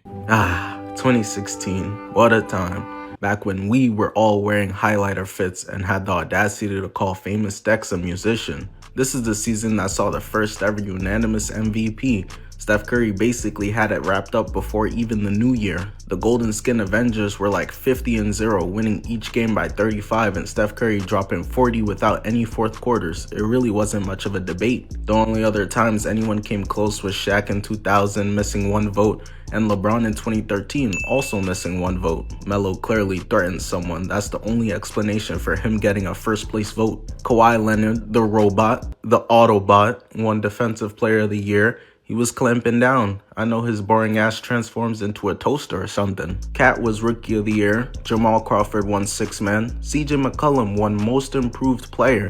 And 9 years later, I could tell you the improvement stopped there. These were the All-NBA teams. There's a pretty clear polar bear in Arlington, Texas. Now you could see why they took off position locks. The standings saw the Golden State Warriors break the regular season record and a bloodbath of elite teams. While out east, the biggest comp for Cleveland was the Toronto Roosters, pretending they were actually going to challenge for the conference. Cleveland breezed through the East come playoff time, and so did the Warriors until the Western Conference Finals. That saw them in a 3-1 deficit, but unfortunately, KD took a shower washing all his powers away, and they let Russ be Russ, leading to the Warriors' comeback. Only to then do the same thing in the finals, ending with LeBron James and the Cavs completing the only 3-1 comeback in NBA Finals history. LeBron and Kyrie became the poster child of a duo going crazy, a meme that was never used on Fanboy and Chum Chum, that garbage show. I do think the finals get slightly overrated a tad bit. Game 7 was amazing because it ended up in Draymond Green tears, but games 1 through 6 before that basically were all blowouts. Still, cinema nonetheless. Hey man, like Blank was saying, this season is cinema. Easily the top of the list so far. Now it's time for the 2017 NBA season. And of course, there's an obvious first thing that I have to address. Kevin Durant switched up on his day 1 to join the Golden State Warriors, man. The greatest regular season team of all time, he joined them. The team that he choked the 3-1 lead to the year prior, he joined them. The My Next Chapter KD tweet may have hit me harder than Anthony Joshua hit Jake Paul. Moving on from this tragedy though, we gotta talk about the 2016 NBA draft. This draft introduced us one of the greatest prospects of all time in Ben Simmons, who could do literally everything on the court but shoot. But it's alright, he's in the NBA now. He can learn that skill as he goes on. It also gave us Pascal Siakam and Jaylen Brown. But now that I got all this preliminary stuff out the way, it's time to move on towards the actual season. And the first thing that I gotta talk about is the iconic Christmas game that happened this season. I really hate using this word, but the amount of aura this game had was unprecedented. This game was back and forth the whole time, and it was just a great watch from start to finish. And to wrap a bow on the thing, Kyrie hit a game winner against the Warriors, and that's just something that all of America, besides maybe the Bay Area, love to see. This season includes a lot of Warriors moments, so let me just get the other two out the way. That being, in a game this season, Curry made 13 threes, which was the NBA record for most threes made in a single game, and it was just a crazy performance overall. Another crazy performance though was the other Splash brother, Klay Thompson, as he had a game this season where he had 60 points. And you might be asking, how did he get those 60 points? Well, I'll tell you. He did it by taking solely catch and shoot opportunities, as he only dribbled the rock 11 times the entire game. This team was genuinely so unfair, man. Another hallmark moment this season was Devin Booker dropping 70 points in his sophomore season against the Boston Celtics. Truly a showcase of all time. They did end up losing the game though. I just know Brawadis was tight. Pause. Moving forward, we gotta talk about the NBA trade deadline. And the most important trade this deadline was DeMarcus Cousins getting dealt to the New Orleans Pelicans. And it was just truly malpractice on the Kings' part. And they didn't even let him know that he was getting traded. He had to find out at an All-Star game. But I'm not gonna lie, I think I'm forgetting a very important subplot to the season. That being Russell Westbrook, who got switched up on by his day one and had to fend for himself in the hard streets of Oklahoma. He had to clock in every day at work knowing that Andre Roberson was his second option. I'd be sick. Though to be fair, even though his team was pretty horrid, he actually did a great job at elevating what should have been a bottom 5 team in the league to the playoffs. Night in and night out, Westbrook left everything he had out there on the court. And finally, at a very climactic moment in the season, the Thunder played the Golden State Warriors. Earlier in the video, I thought LeBron's return to Cleveland was bad, but this KD return to Oklahoma was so much worse. I don't think anyone in the arena had a positive feeling in their body about Kevin Durant that night, and they all showed up in the snake costumes, the cupcake costumes, and even Westbrook joined in as he was chirping at him during the game. But none of the antics truly mattered, as this Warriors team just decimated the Thunder. Although this Warriors team did breeze past the Thunder, Westbrook was having an amazing season. In fact, he was having an all-time great season. Throughout the entire season, Westbrook was averaging a triple-double and was on pace to beat Oscar Robertson's triple-double record for a season. And going into the final game of the regular season, he had tied Oscar Robertson's triple-double record with 41. Meaning if he got a triple-double in his game versus the Nuggets, he would have got the record. But Westbrook did a lot more than just get a triple-double tonight, as he had a historic game that went down in the history books. As with 2 seconds left in this game, down by 2, Westbrook hits this damn near half-court game winner. That 3 gave him 50 points on the night to go along with 16 rebounds, 10 assists, and he broke Oscar Robertson's triple-double record with 42 in a single season. The run Westbrook had this season was more than enough to crown him the league MVP for the year. Then the defensive player of the year was Draymond Green, and the rookie of the year was Malcolm Brogdon. And here was the record at the end of the season for the Western Conference, and here's the record at the end of the season for the Eastern Conference. But now, it's time for the NBA playoffs, and it means no one's having fun anymore. That is, unless you are the Golden State Warriors or the Cleveland Cavaliers, as both of these teams really just breeze past all the competition in their respective conference to get to the NBA Finals, and I don't think any of the series are really worth recapping. That is besides the Boston Celtics Round 1 series versus the Chicago Bulls, as it solidified Isaiah Thomas as a true icon in the NBA. Isaiah Thomas has always played with a chip on his shoulder. Whether it be him being only 5'9" or him being the last pick in the NBA draft, he's always had to play through adversity. Though in this series, unfortunately, he had to play through tragedy, as his sister would pass away right before the playoff matchup had started. Although Isaiah Thomas had to play through tragedy, he had enough strength to power through it, and in Game 2 of this first round matchup, he dropped 53 points in a game that truly will go down in NBA history, and it's one of my favorite playoff games of all time. In total, Isaiah Thomas had a crazy run this year, as he finished top 5 in MVP voting and took his team all the way to the Eastern Conference Finals,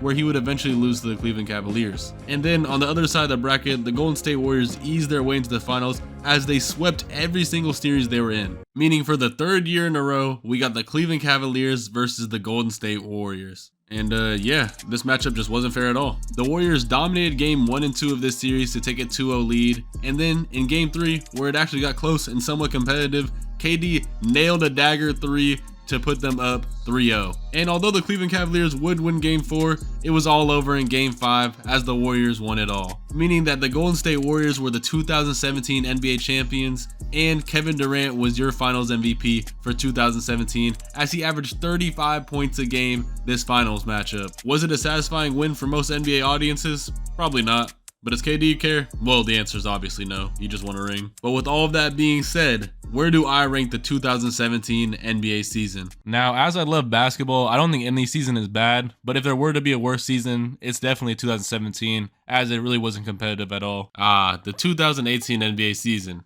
A season quite like the 2017 NBA season, as everyone knew who the heavy hitters were. It was the Golden State Warriors and the Cleveland Cavaliers. However, this offseason saw something change, as the Cleveland Cavaliers lost one of their heavy hitters in Kyrie Irving as he requested a trade and got out of there and got shipped to Boston. I remember this happened so out of nowhere they had to switch the 2K cover at the last moment. Doesn't matter though, that's the worst 2K I've ever played, man. I hated that game so much. But yeah, the Kyrie Irving trade was massive in the offseason, and there are a few more big trades as well. Like how the Rockets finally got this dude James Harden a competent second option in Chris Paul, or how Jimmy Butler got dealt to the Timberwolves. All in all, just a good amount of movement this offseason. Moving forward though, we got one of my favorite NBA draft classes of all time in the 2017 NBA draft. All offseason, we got to see LeVar Ball hype up his son Lonzo Ball like he was the next coming of Michael Jordan, and we got to see iconic players like De'Aaron Fox, Jason Tatum, and Donovan Mitchell enter this draft. Shout out Bam Adebayo too. And pray for Markelle, man, they messed up his shot. Moving forward though, it's time to talk about the 2018 NBA regular season. And the first important thing about this season that, to be honest, is truly heartbreaking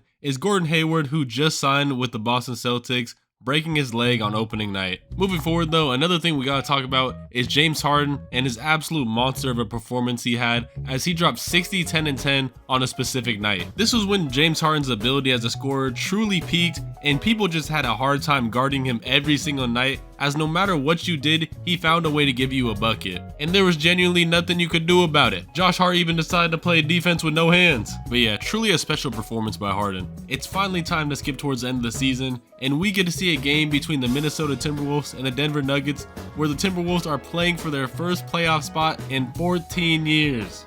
And they did it.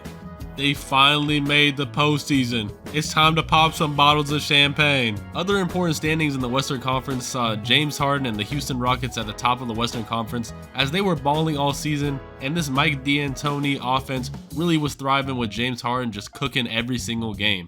In fact, he was cooking so much, he won the MVP award, which in my opinion was very much deserved. I mean, just look at the stats he was averaging, and the Rockets won 65 games. Another important team in the West though was the Utah Jazz, as with rookie Donovan Mitchell, they were out there cooking on a nightly basis. Not to mention they had big Rudy Gobert controlling the paint as he won Defensive Player of the Year this season. The Eastern Conference also saw a surprising 1 seed as the Toronto Raptors were on top of the East, as they had DeMar DeRozan and Kyle Lowry leading them to the top of the conference. And another team I want to highlight is the Philadelphia 76ers, as they finally trusted the process and got Ben Simmons' first rookie year because he had to skip his first season due to injury, and they got second year Joel Embiid, good enough for the 3 seed in the Eastern Conference as they were cooking all year long. And since it was technically Ben Simmons' rookie year, he was able to get rookie year after a great campaign over Donovan Mitchell in a very tightly contested rookie of the year race. But now I think it's about time we skip forward to the playoffs. And the Western Conference this year was a lot different than last year, as there were actually some competitors out there. And by competitors, I mean just 2 competitors, as it's really just the Houston Rockets and the Golden State Warriors to play for who gets in the finals. But there was one surprising series in the Western Conference, as Paul George and Russell Westbrook got beaten in round 1 by a rookie Donovan Mitchell. I'm crying real tears, man. They tried to hype up Carmelo Anthony, Russell Westbrook, and Paul George like it was going to be one of the greatest big threes of all time. I saw right through this. But yeah, other than that, the Houston Rockets and the Golden State Warriors breezed past their competition and met each other in the Western Conference Finals, so we'll pick back up on that later. What we gotta talk about now is the 2018 Eastern Conference and LeBron's complete and utter domination of it. If you ever even somewhat touched a basketball at your local LA Fitness, the Cleveland Cavaliers were ready to call on you, as LeBron needed some damn help out there. In the Cavs' first playoff matchup against Indiana,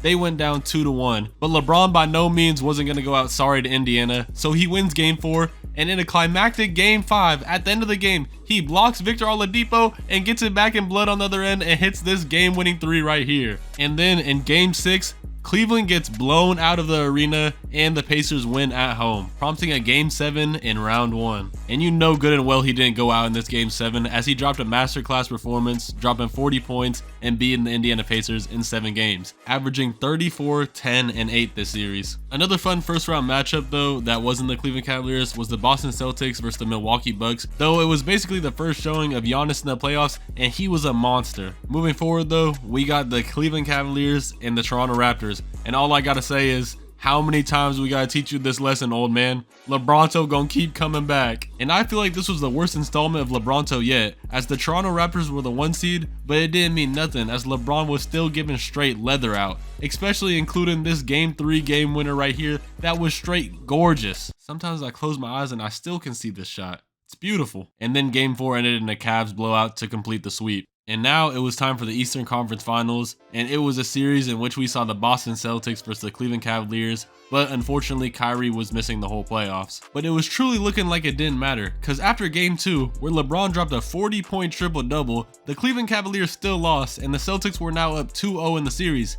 And the Celtics as a franchise were 37-0, went up 2-0 in a series. But LeBron was inevitable, as the Cleveland Cavaliers would come back and win 2 games straight, now tying the series at 2 apiece, but they would go on to lose Game 5, giving them a 3-2 series deficit. But it wouldn't matter, as a monster Game 6 performance led them to a Game 7 in which they dominated. Although LeBron did get dunked on in this Game 7, he truly paved the way for the Cleveland Cavaliers to win, and they knocked out the Boston Celtics, giving them another trip to the NBA Finals for the 4th year straight. Now, let's check back up on the Western Conference and see how the Golden State Warriors vs Houston Rockets series is going. What?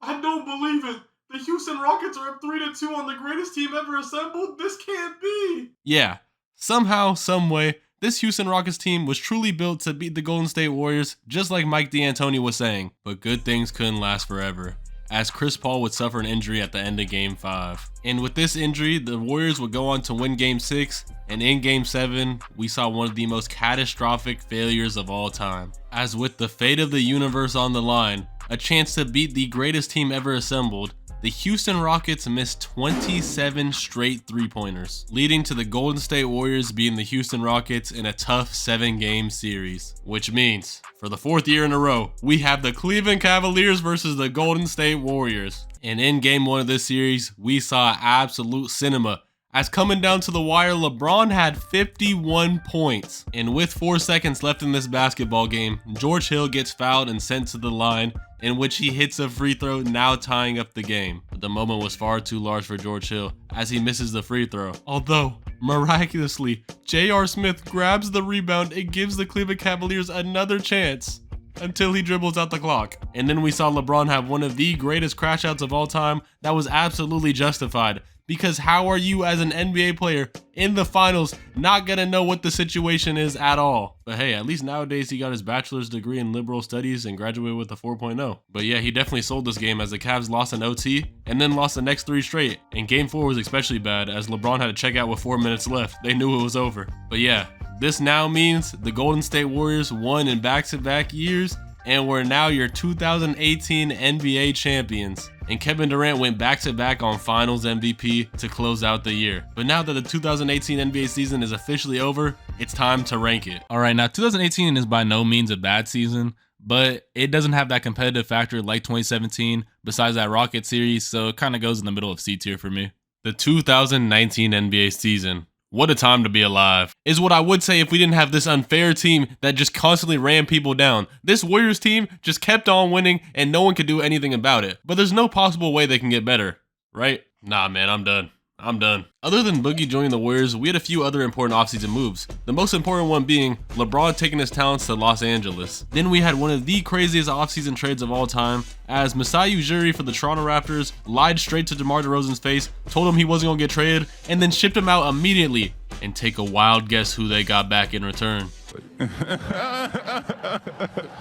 And the last crazy offseason story this year was Jimmy Butler's whole entire saga with the Minnesota Timberwolves. Jimmy Butler was slightly upset at the Minnesota Timberwolves for not paying him in the offseason because they were more committed to their 2 soft-ass stars in Karl Anthony Towns and Andrew Wiggins. So Jimmy Butler had to prove to the GM that he was worth all that money, and what he decided to do was in a practice, he suited up with the 3rd stringers and beat the starting lineup, and he was straight spanking them. Jimmy Butler and a team full of future DoorDash drivers gave belt to the starting lineup of the Minnesota Timberwolves, all in order to prove a point, and that's some straight petty stuff. But what was even more crazy was Jimmy Butler going straight to ESPN after this practice and airing out everything that just happened in an interview with Rachel Nichols. This was true comedy, man. Moving forward, we gotta talk about the 2018 NBA draft, which gave us such great players like Ayton of DeAndre, Luka Doncic, my Canadian savant, Shai Gilgeous-Alexander, and most importantly, we got Marvin Bagley. But without further ado, let's get into the actual 2019 NBA season. To start off the season, we had a monumental moment as Klay Thompson beat the three-point record for most threes made in a game, and he did it with 14 made threes,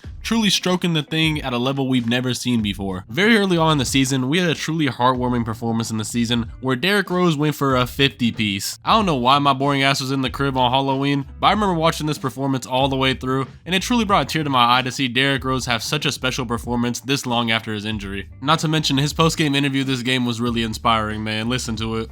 What does it mean to you, Derrick? Everything, man. I work my ass off, bro. Moving past that though, we need to skip forward to the month of January and check up on a certain player. He's averaging 40! I genuinely don't think it is possible to be a better scorer than 2019 January James Harden. Like, these stat lines alone, if he did it one time throughout the season, would be crazy, but he did some of these back to back to back to back. He was on that 2020 The Marias run, man. Straight peak music, what y'all know about it. But around the same time this was going on, we saw the Lakers with newly acquired LeBron James struggling, as LeBron was the only one who was really consistent on this team, leading to a bunch of losses for the Lakers. And Lee GM was not going to let this slide. He was trying to acquire new talent for his team immediately. And his main target was Anthony Davis of the Pelicans, who was straight suffering as they would do nothing but lose, and you could tell AD was dissatisfied being there. And fast forwarding to the end of the regular season, this dude AD wore a "That's All Folks" shirt to the last regular season game for the Pelicans, so you knew it was raps. But now that we're at the end of the season, let's look at these standings and see what stands out. What stands out to me in the Western Conference is Jokic taking that leap and bringing the Nuggets all the way to the second seed, as he had a monster season this year, and it was truly his time to show that he was like that. Then, looking at the Eastern Conference, what stands out to me is the Bucks being at the top. Giannis had a great season on both sides of the ball, just showing pure athleticism and domination out there. Really the next coming of Shaq. He was dominating the court in all aspects. If he got a head full of steam and went to the basket, you were finished. That Euro step was unstoppable. This, along with him having Chris Middleton, who got the craziest head in the NBA, was an unstoppable duo for the whole entire year, truly giving him a reason to be the 1 seed in the East. This all led to Giannis getting his first ever MVP award, and he also got the Defensive Player of the Year award. And then Luka Doncic got Rookie of the Year after a fantastic rookie campaign. Another crazy team on here though is the Brooklyn Nets, who have D'Angelo Russell at the helm, and he was playing the best basketball of his career. This Nets team just had crazy vibes for the whole season, and I know y'all seen that bench mob video. That shit went triple platinum. It really does suck to see the conversations we have about D-Lo now though, because he was truly good at some point. But yeah, that's about it for the regular season. Let's skip forward to these playoffs. Starting off the playoffs, we had the Milwaukee Bucks sweeping the Detroit Pistons. Then moving on to the West, the Warriors came out to a 3-1 lead in a series against the Los Angeles Clippers, and in Game 6, KD dropped 50 to close out the series. We then had Kawhi and the Raptors taking care of the Magic in 5 games. Then Jokic had a crazy series against the San Antonio Spurs, in which he ended up barely beating them in 7 games. We then saw the last of D'Angelo Russell as the Philadelphia 76ers beat the Brooklyn Nets in 5 games. We then had a series between the Portland Trail Blazers and the Oklahoma City Thunder that was truly a staple. The Thunder were looking to prove themselves after disappointing us all last playoffs, and they did the exact opposite as the Trail Blazers came out to a 3-1 lead in this series. And we got one of the most iconic Game 5s of all time, as it came down to the wire and Damian Lillard was cooking up the whole night. Ball in Damian Lillard's hands, tie game, 7 seconds left, I'll let the clip speak for itself. Lillard, long range three, and it's good! Truly the craziest game winner of all time. He shot it from 40 feet deep, and like Paul George said, to be honest, I don't care what anybody says, that's a bad shot. But is it really a bad shot when your name is Damian Lillard? Moving forward, we saw Boston sweep Indiana, and then saw Houston outplay the Utah Jazz in 5 games. Meaning we are now in the conference finals, and we get to see Milwaukee put on a masterclass against Boston and beat them in 5 games. We then saw a rematch of the 2018 Western Conference Finals between the Houston Rockets and the Golden State Warriors, and this series was straight cinema. It started out with the Golden State Warriors winning 2 straight, but then the Rockets won 2 straight as well to make the series 2 apiece, and all of these games were tightly contested. And in Game 5, KD strained his calf, which even gave the Rockets a bigger chance to win the series. Although they wouldn't, as the Warriors would win back-to-back games, closing out the Rockets in 6 games, but this series was really fun as every single game was close. And speaking of fun series, we got the Philadelphia 76ers and the Toronto Raptors. And Kawhi was straight balling this series. Every single game was just business as usual to him, and he dominated the stat sheet in every single performance. Though the series would go to 7 games. And in that game 7, although the Toronto Raptors were up for most of it, the Philadelphia 76ers came storming back. And with a clutch Jimmy Butler transition layup, they were able to tie the game 90 apiece. Which then leads to what, in my opinion, is the greatest shot in NBA history, and I'll let the moment play out for itself. Defended by Simmons. Is this the dagger?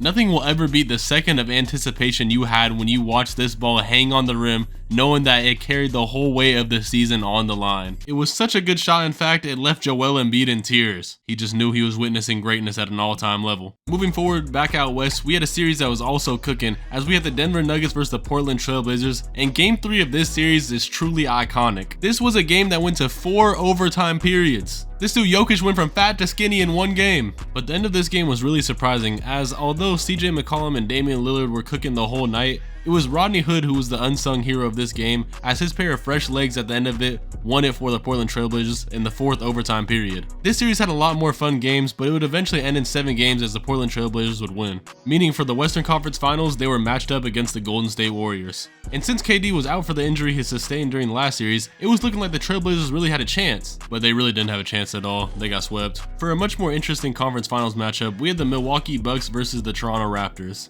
And in this series, the first 2 games, the Milwaukee Bucks won and came out to a 2-0 series lead. And you may be asking yourself, was Kawhi phased at this? Well, let's see.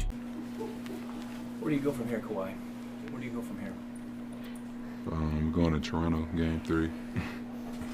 Oh my goodness, this answer was so tough. Kawhi went on to win 4 straight games for the Toronto Raptors and bring them to the NBA Finals. Meaning this year's NBA Finals was the Toronto Raptors versus the Golden State Warriors. And the Warriors for most of this series would be without Kevin Durant, which led to the Toronto Raptors taking a 3-1 series lead. But for Game 5, Kevin Durant was back. And KD came back straight on timing as he was going absurd, making every single shot he took. But unfortunately, he would tear his Achilles in the first quarter of this game. Despite that though, the Warriors were able to hold on and win Game 5 of this series. So now the series was 3-2 going into Game 6. And in Game 6, tragedy would strike again, as Klay Thompson, who was balling out the whole game, would then tear his ACL in the 3rd quarter of this game. You know he went back to the line and made both free throws though. And we got this iconic picture from Stephen Curry sitting at the other baseline. This game though was still highly competitive coming down to the end of it, but it would end as Kawhi would seal the game at the free throw line. Meaning your 2019 NBA champions were the Toronto Raptors. After getting spanked by LeBron for years, the Toronto Raptors finally found a way after trading for Kawhi Leonard, who was the finals MVP in this series. And I just can't wait for him to try and run it back next year. But with all of that being said, it's time to rank the 2019 NBA Finals. Alright, now for an amazing season, I got 2019. It's second best in the list so far. It just has crazy moments, crazy playoff moments, crazy regular season moments, but the injuries in the finals do knock it down a tad bit for me, but still overall a fantastic year. Now, when speaking about 2020, we got to go over the most eventful offseason of all time. This offseason started with the most out-of-nowhere move of all time, as Anthony Davis got traded to the Lakers, and no one expected that. I like you, man. You lie a lot. Yeah, nah, we all knew this was happening at some point. But what we didn't see happening was the rumors that Kawhi Leonard was also going to go to the Los Angeles Lakers. I remember being so upset that this was actually a possibility that could happen. But then, out of nowhere, deadass at like 3 a.m., Kawhi signed with the Clippers. But everyone was really confused, as the Clippers really had nothing going on. That was until we got news of the Paul George trade. And at the time, this trade wasn't that crazy at all, as Paul George was coming off one of his crazy seasons yet, where he was a top 3 MVP candidate. But looking back, man, this trade is terrible. The Clippers really gifted the Thunder a dynasty with this trade. It's so crazy. Moving forward, we had another team that acquired 2 all-time players, as the Brooklyn Nets were able to sign Kevin Durant because Draymond Green drove him out of town, and they were able to get Kyrie in the same offseason. Wait, but I thought Kyrie said something about staying in Boston. I plan on re-signing here next year. Boom! So. We also got Russell Westbrook getting traded to the Rockets and D'Angelo Russell moving on to the Warriors, as well as Jimmy Butler getting traded to the Miami Heat. And now we got to go over what is, in my opinion, one of the most disappointing draft classes of all time. We got Zion's freaky self with the first pick, and then we got Ja Morant with the second pick, who got nothing but off the court issues. Anyways, it's time for the 2020 NBA season to commence. And the first thing to talk about is Kyrie's unreal debut with the Brooklyn Nets, as he dropped 50 in his first game with them. Also, another historic moment this season was Vince Carter's old ass playing in 4 different NBA decades this season. 4 decades, still no rings, man. You hate to see it. Moving forward in this NBA season though, unfortunately we do have to talk about tragedy, as on January 26, 2020, Kobe Bryant would unfortunately pass away in a helicopter crash. This would lead to a game between the Los Angeles Lakers and the Clippers being postponed, as well as many teams taking 8-second and 24-second violations in honor of Kobe. It was truly a moment where everyone in the sport came together, and it was just a tragic moment overall. Moving forward though, we had Rudy Gobert doing the dumbest thing I've ever seen in the sport, where he wants to touch all of these microphones during the peak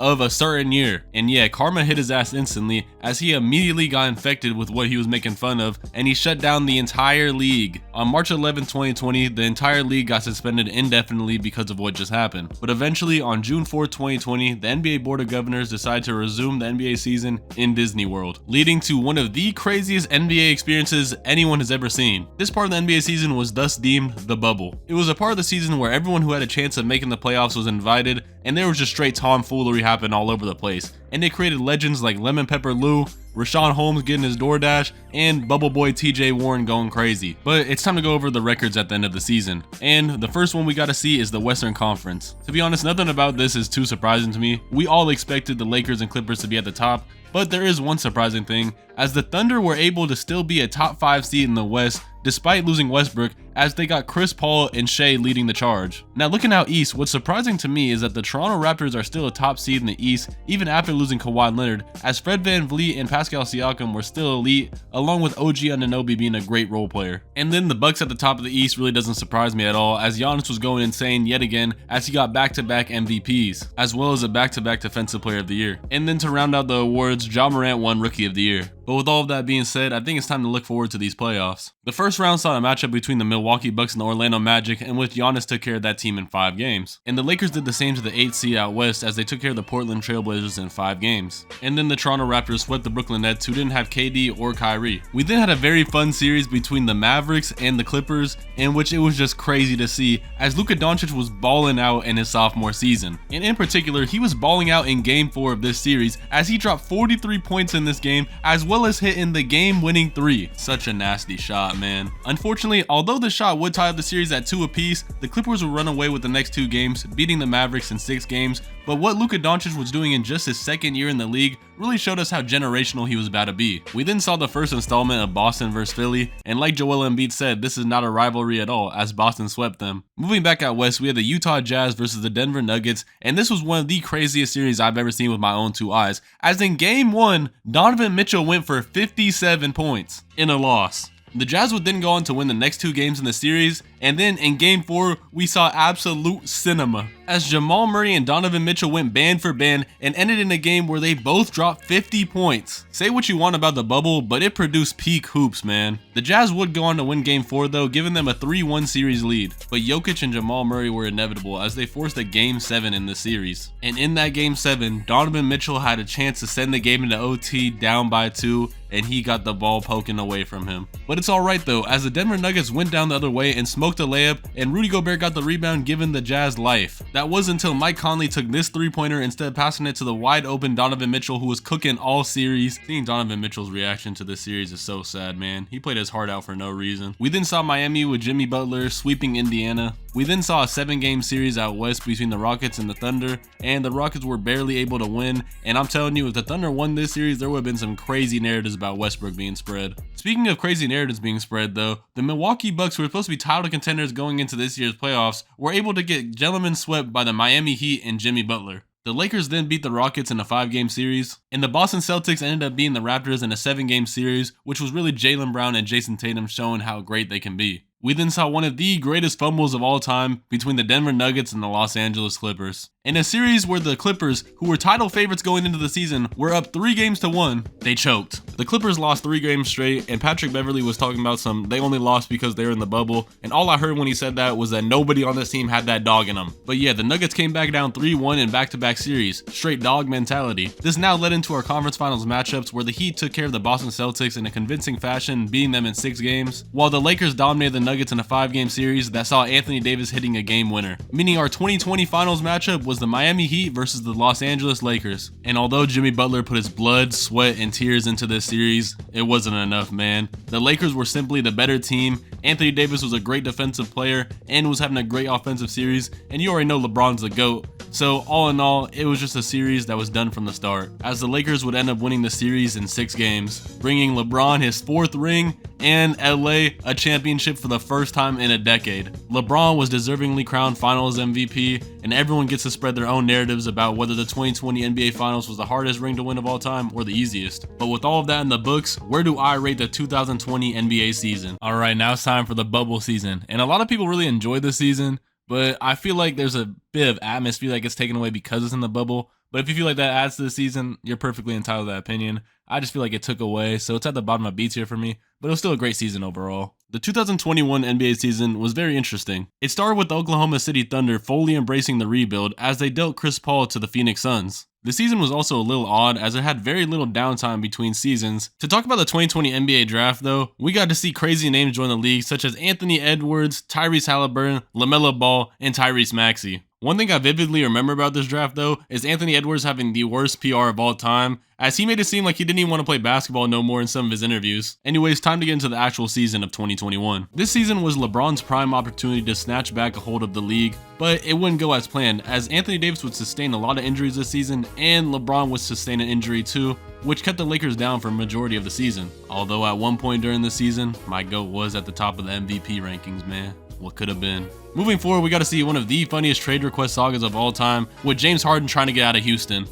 James Harden definitely had a pregame meal, averaging 17 points per game over the last 4. And his wish would be granted as he got traded to the Brooklyn Nets to pair a big 3 with Kyrie Irving and Kevin Durant. And the Nets mortgaged their whole future for James Harden, but it was worth it, as even though this season KD was coming off an Achilles tear, he was balling like he had been before. In fact, he might have been balling even better. But yeah, I think it's about time we skip towards the end of the season and see all of the records. The most surprising thing to me out west is that the Utah Jazz are somehow the 1 seed, and those are words I never thought I'd utter in my lifetime. Donovan Mitchell and Rudy Gobert were at the peak of their powers, and they were trying to get back after choking a 3-1 lead last year. Then moving on is a very surprising team in the Phoenix Suns, who with Chris Paul have now created a team that is actually good.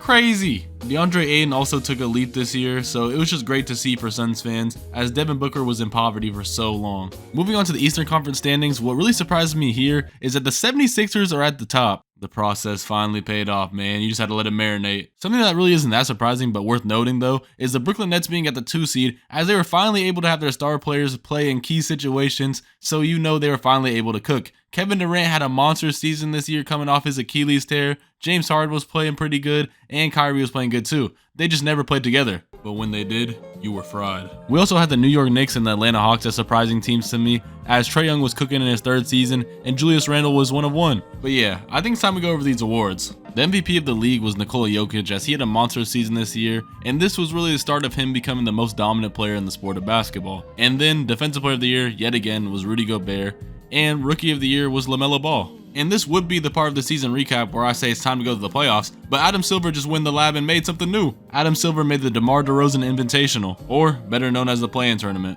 And the most interesting thing about the Play-In Tournament this year was that Stephen Curry and Ja Morant went head-to-head, and Ja Morant in his sophomore season outdueled Stephen Curry, even though Stephen Curry really had no help. But he outdueled him and started the rivalry that was never even a rivalry. But yeah, now it's time for the playoffs. Philly put belt to Washington in 5 games, and then Utah did the same to Memphis in 5 games. Then Brooklyn with their big 3 breezed past the Boston Celtics, as the Boston Celtics had a down year all year and they were never really competitors. But a series that had 2 teams who were competitors was the Phoenix Suns and the Los Angeles Lakers. And this series started off with a 2-1 lead for the Los Angeles Lakers, but going into game 4, Anthony Davis got hurt and that changed the trajectory of the whole series. This led to the Phoenix Suns winning game 4 and 5, and then in game 6 to put the dagger in the Lakers' hearts, Devin Booker went for a 47-piece. Moving forward, we had a rematch of last year's semifinals between the Milwaukee Bucks and the Miami Heat, in which the Milwaukee Bucks got it back in blood, as in game 1, where it went to overtime, Chris Middleton hit a game winner in overtime. The Bucks then carried that momentum into the rest of the series and actually swept the Miami Heat. Out west, we then had a series between the Portland Trailblazers and the Denver Nuggets, and going into game 5, the series was tied at 2 apiece. In 15 years, when Damian Lillard got no hardware whatsoever and people ask what his legacy was, I want you to show them film of this game. 55 points this game, 10 assists, 3 blocks, and 17 of 24 from the field, including 12 of 17 from the three-point line. And the counting stats aren't even the craziest part of this game. Down 3 in the fourth quarter, 7 seconds left. Who hits a 3? Damian Lillard. He sent the game into OT. Then in that overtime period he willed his team into, he was down by 8 with a minute left. And you gotta say it's over here, right? Nah, it's never over. Damian Lillard, deep 3, bang. Damian Lillard step back, bang again. And most importantly, Damian Lillard turn around, step back, fade away, bang. Truly absurd stuff. Despite all of this, the Blazers would go on to lose this game, and then they would also lose in game 6 to lose the entire series. But come on, this is the craziest performance you've ever seen. Keeping up the hype though, we got another series that is truly fun looking back on it. It was actually hilarious in the moment too, as we have the New York Knicks versus the Atlanta Hawks. Game 1 of this series saw Trae Young hit a game winner in miraculous fashion, and he then decides to silence MSG, which then decides to start the craziest beef of all time between Trae Young and the entire city of New York. Trae Young's born! Trae Young's born! Trae Young's born! They hated this man so much. That dude was hating so hard that his hating actually got him a role in a movie. But yeah, Trae Young continued to ball the entire series and ended up winning the series in 5 games, where at the very end, he took a bow in front of Madison Square Garden. Can't lie, he played the villain role perfectly. We then had another rematch out west between the Dallas Mavericks and the Los Angeles Clippers, and this series was really fun, as Kawhi Leonard and Luka Doncic were going band for band the whole series, and it ended up being a Clippers 7-game series win, which now means we're in the conference semifinals, and our first matchup is Philly versus Atlanta. And this series was crazy. As in game 5 of this series, where the series was tied at 2 apiece, the Atlanta Hawks came back down from 25 points, which means the Hawks now had a 3-2 series lead, and most of the blame at this time was on Ben Simmons, as he was averaging a smooth triple single the entire series. But it's alright, because in game 6, the Philadelphia 76ers came out to play and forced a game 7 on their home court. So surely the number 1 seed wins, right? Nope, not at all.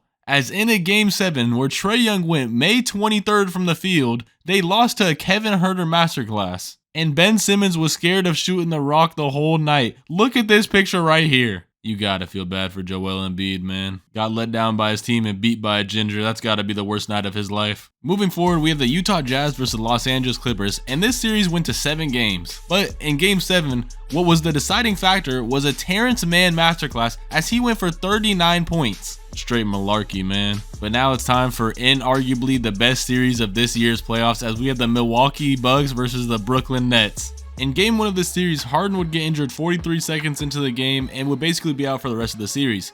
Though, despite that, Kevin Durant and Kyrie Irving locked in and were able to lead this team to victory. And then game 2 was just a straight blowout for Brooklyn. Game 3 saw a bounce back for the Milwaukee Bucks though, as Chris Middleton and Giannis willed their way into a victory. And in game 4, Kyrie sprained his ankle, leading to another Milwaukee Bucks win, and the series was now tied at 2 apiece. But game 5 saw a KD masterclass, as he had a near 50-point triple-double to lead his team to the win. Game 3 saw the Milwaukee Bucks big 3 respond, as Drew Holiday, Chris Middleton, and Giannis all scored 20+ to bring them to the win. Meaning it's time for game 7. And in game 7, it was a straight Giannis versus KD duel. They were both cooking the whole night, but you know it was going to come down to the final shot. And that shot just so happened to be a turnaround fadeaway KD 3 for the win. Is how history could have went if KD's shoe was just a little bit smaller. And in overtime, KD wasn't able to score, and the Milwaukee Bucks took advantage and won this game. And if you were wondering, yes, I still think he's legendary. Moving forward, on the opposite side of the bracket, we got a boring series as the Phoenix Suns just swept the Denver Nuggets. But now it's time for the conference finals. And our first matchup is the Milwaukee Bucks and the Atlanta Hawks. And in game 1 of this series, Trae Young goes for a hardwood classic as he drops 48 points and 11 assists to steal game 1 in Milwaukee. And unfortunately, the Hawks' insanity run would end here,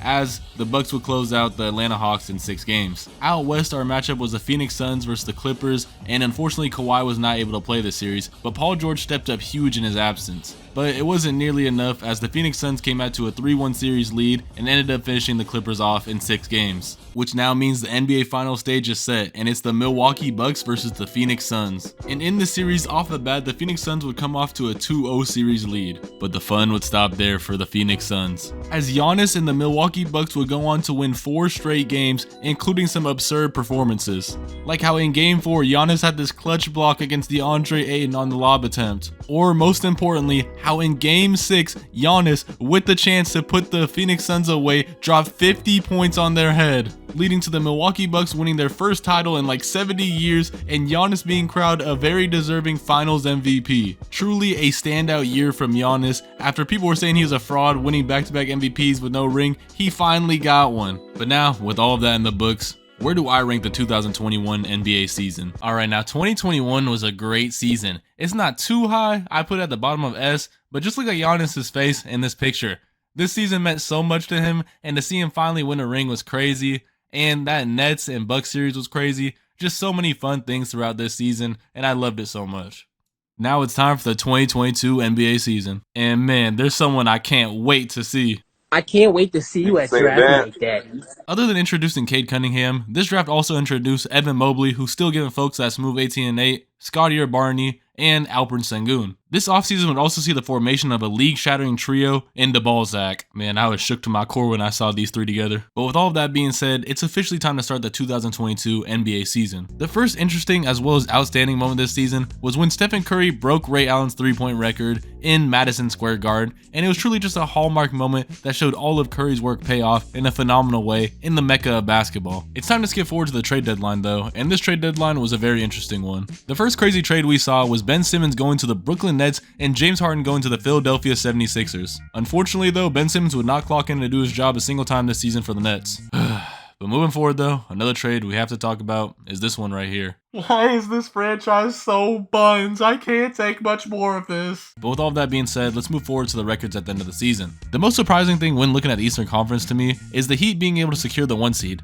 Last year they were a 5 seed, but they took the momentum from the 2020 finals and really put the pedal to the metal this regular season, and every Heat player was performing. The other surprising thing to me this season is the Brooklyn Nets having a generational fall off, as Kyrie was a part-time basketball player this season due to the mandates, and Kevin Durant had to carry so hard. Moving forward, looking at the Western Conference, there's a lot of things that actually surprised me on this list. The Phoenix Suns being at the top is nothing new, as they were great last season, but the Grizzlies being at the 2 seed was genuinely absurd. Ja Morant was the league's most improved player, and he was creating a culture out in Memphis. Almost every night was a highlight reel for him, and this pair with Dillon Brooks and Jaren Jackson really showed how crazy this team could be. Another crazy thing though is the Warriors having a reemergence this season, as they've been trashed the last 2 years because Stephen Curry had absolutely no help, and they were dealing with Klay Thompson getting over 2 ACL injuries. This paired with prominent role player help in Andrew Wiggins and Gary Payton II really made for a great team this year. Another surprising thing though is the Denver Nuggets at the 6th seed, as Jamal Murray tore his ACL the year prior and was out for the whole regular season this year.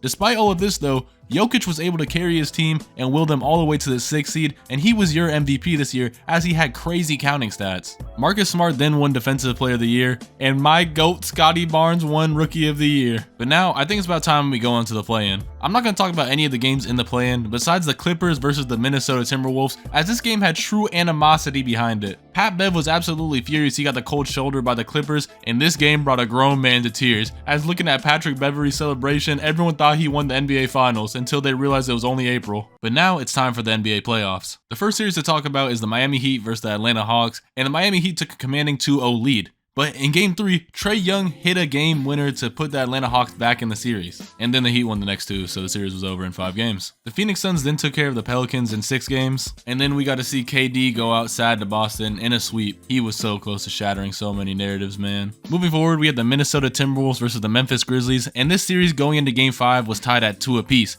But at the end of Game 5, we saw Ja Morant with the crazy acrobatic layup for the win, and he would carry this momentum into Game 6, where they would win the series in 6 games. Milwaukee then beat a bruised and beaten up Chicago Bulls team in 5 games. And basically the same thing happened out west, as the Golden State Warriors beat up on a Nuggets team that was very injured, also beating them in 5 games. Embiid then dominated the Raptors in a 6-game series, and out west we got to see a great series between the Jazz and the Mavericks. As in Game 2 of this series, Jalen Brunson out of nowhere went for a 40-piece against the Jazz. This would then tie the series at 1 apiece. Following that though, the Mavs would then take Game 3 to give themselves a 2-1 edge, and in Game 4 we got to see a game-winning lob from Donovan Mitchell to Rudy Gobert. But the Mavericks would then win the next 2 games to win their first series since 2011. Man, Luka Doncic sure is changing the culture around. I can't wait to see him be the centerpiece for the Mavericks for the next decade. But with that being said, we are now in the semifinals for this year's playoffs. And unfortunately, Joel Embiid could not handle a second round as the Miami Heat would beat the Philadelphia 76ers in 6 games. We then saw a series between the Phoenix Suns and the Dallas Mavericks, and this series was really cinema, as the Phoenix Suns started with a 3-2 series lead going into Game 6, but then the Mavericks won Game 6 in a blowout. And we then saw one of the greatest Game 7s of all time. As the Phoenix Suns were down 45 points, something improbable happened. Chris Paul hit a 3 to cut the lead down to 42 and end his addiction. Truly inspiring stuff. The Mavericks won in 7. Out east, we then saw a series between the Bucks and the Boston Celtics, in which the Boston Celtics were down 3-2 against the Bucks.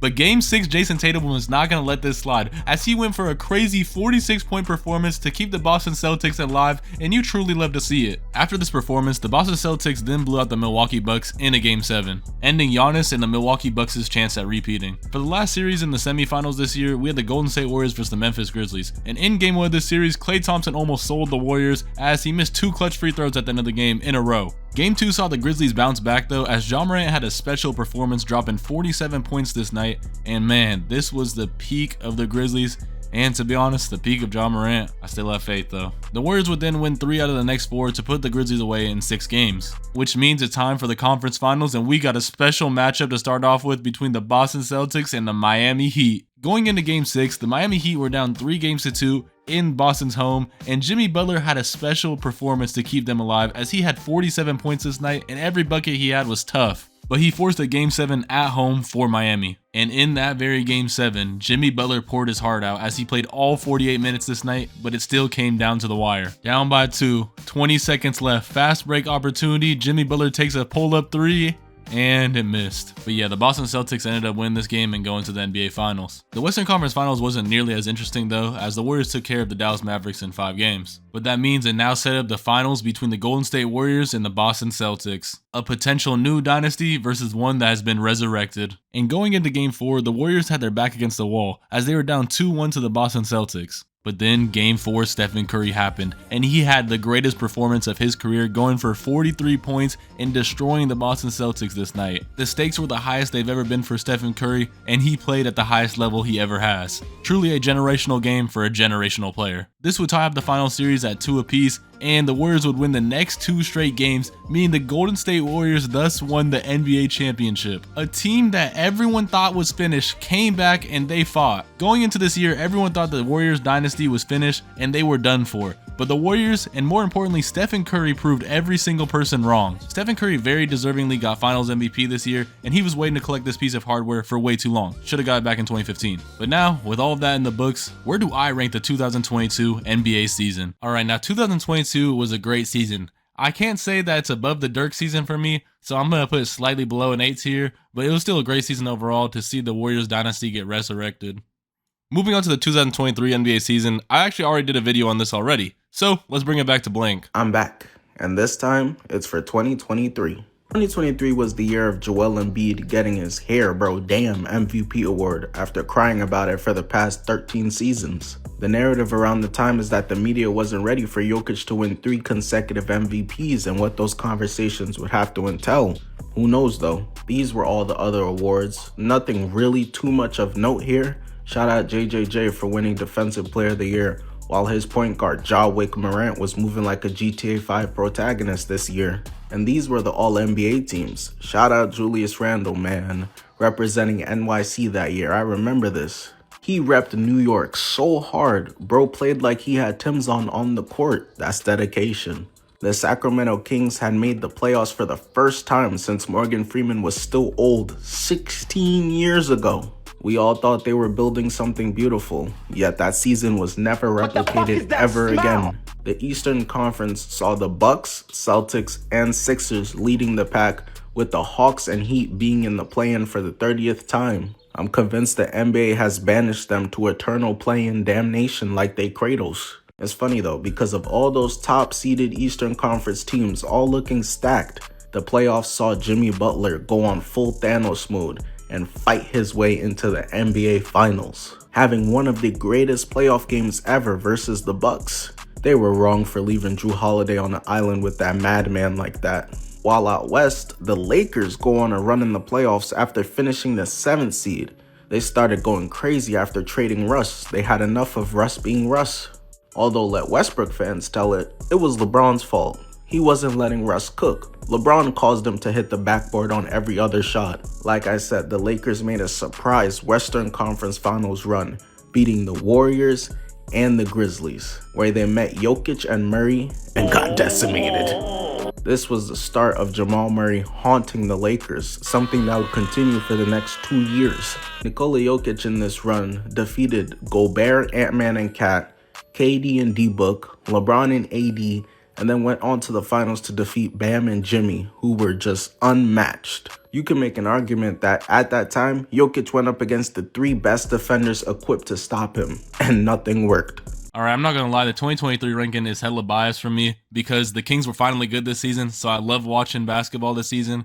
But if I'm being fair, the playoffs weren't too exciting as the Nuggets kind of just ran through everyone. But oh my goodness, the Beam season will always have a special place in my heart. It's going bottom of B tier. Now it's time for the 2024 NBA season. And the first thing we have to talk about regarding the season is Damian Lillard making it out of the trenches. As the Milwaukee Bucks trade for him to pair him with Giannis, and I'm not gonna lie, when this trade first happened, I thought it was over for the Eastern Conference. Moving forward though, we have to talk about the 2023 NBA draft, as it gave us the most hyped up prospect in the history of sports. As Victor Wembanyama was entering the league, and he was touted as a prospect that could do literally anything on the court. Not to mention he was 7'5", and analysts said the second he entered the league, he would be the best defender within it. People was really in my ear talking about some Scoot Henderson might go above Wembanyama, man. I'm crying real tears. Other than Wemby though, we got the Thompson twins and Dick also in this draft. But time to skip all this yapping and get on to the actual season. This season saw a lot of high-scoring games, but none of this season were higher scoring than Luka Doncic's 73-point performance. As this night, he was truly on one, leading to the highest scoring performance since Kobe's 81 piece back in the early 2000s. Another thing this season saw was the introduction of something that nobody really understood, which was the in-season tournament. Adam Silver will truly go down as a commissioner only known for all these tournaments he created. Hey big bro Adam Silver, the NFL is wildly outperforming your league and nobody can watch your games without buying 20 different subscription packages. Can you please do something about this and make our games actually watchable? Hell no! Enjoy this tournament though, buddy. Speaking of the in-season tournament though, it wasn't all bad as this tournament actually provided some really good hoops and saw the emergence of Tyrese Halliburton as he was going crazy all tournament. Another team going crazy in this tournament though was the Los Angeles Lakers, and they actually went on to win the whole thing, meaning that the first ever inaugural in-season tournament winner was the Los Angeles Lakers. Well, they won $500,000, which is just like throwing water into the ocean for NBA players, and they won this trophy.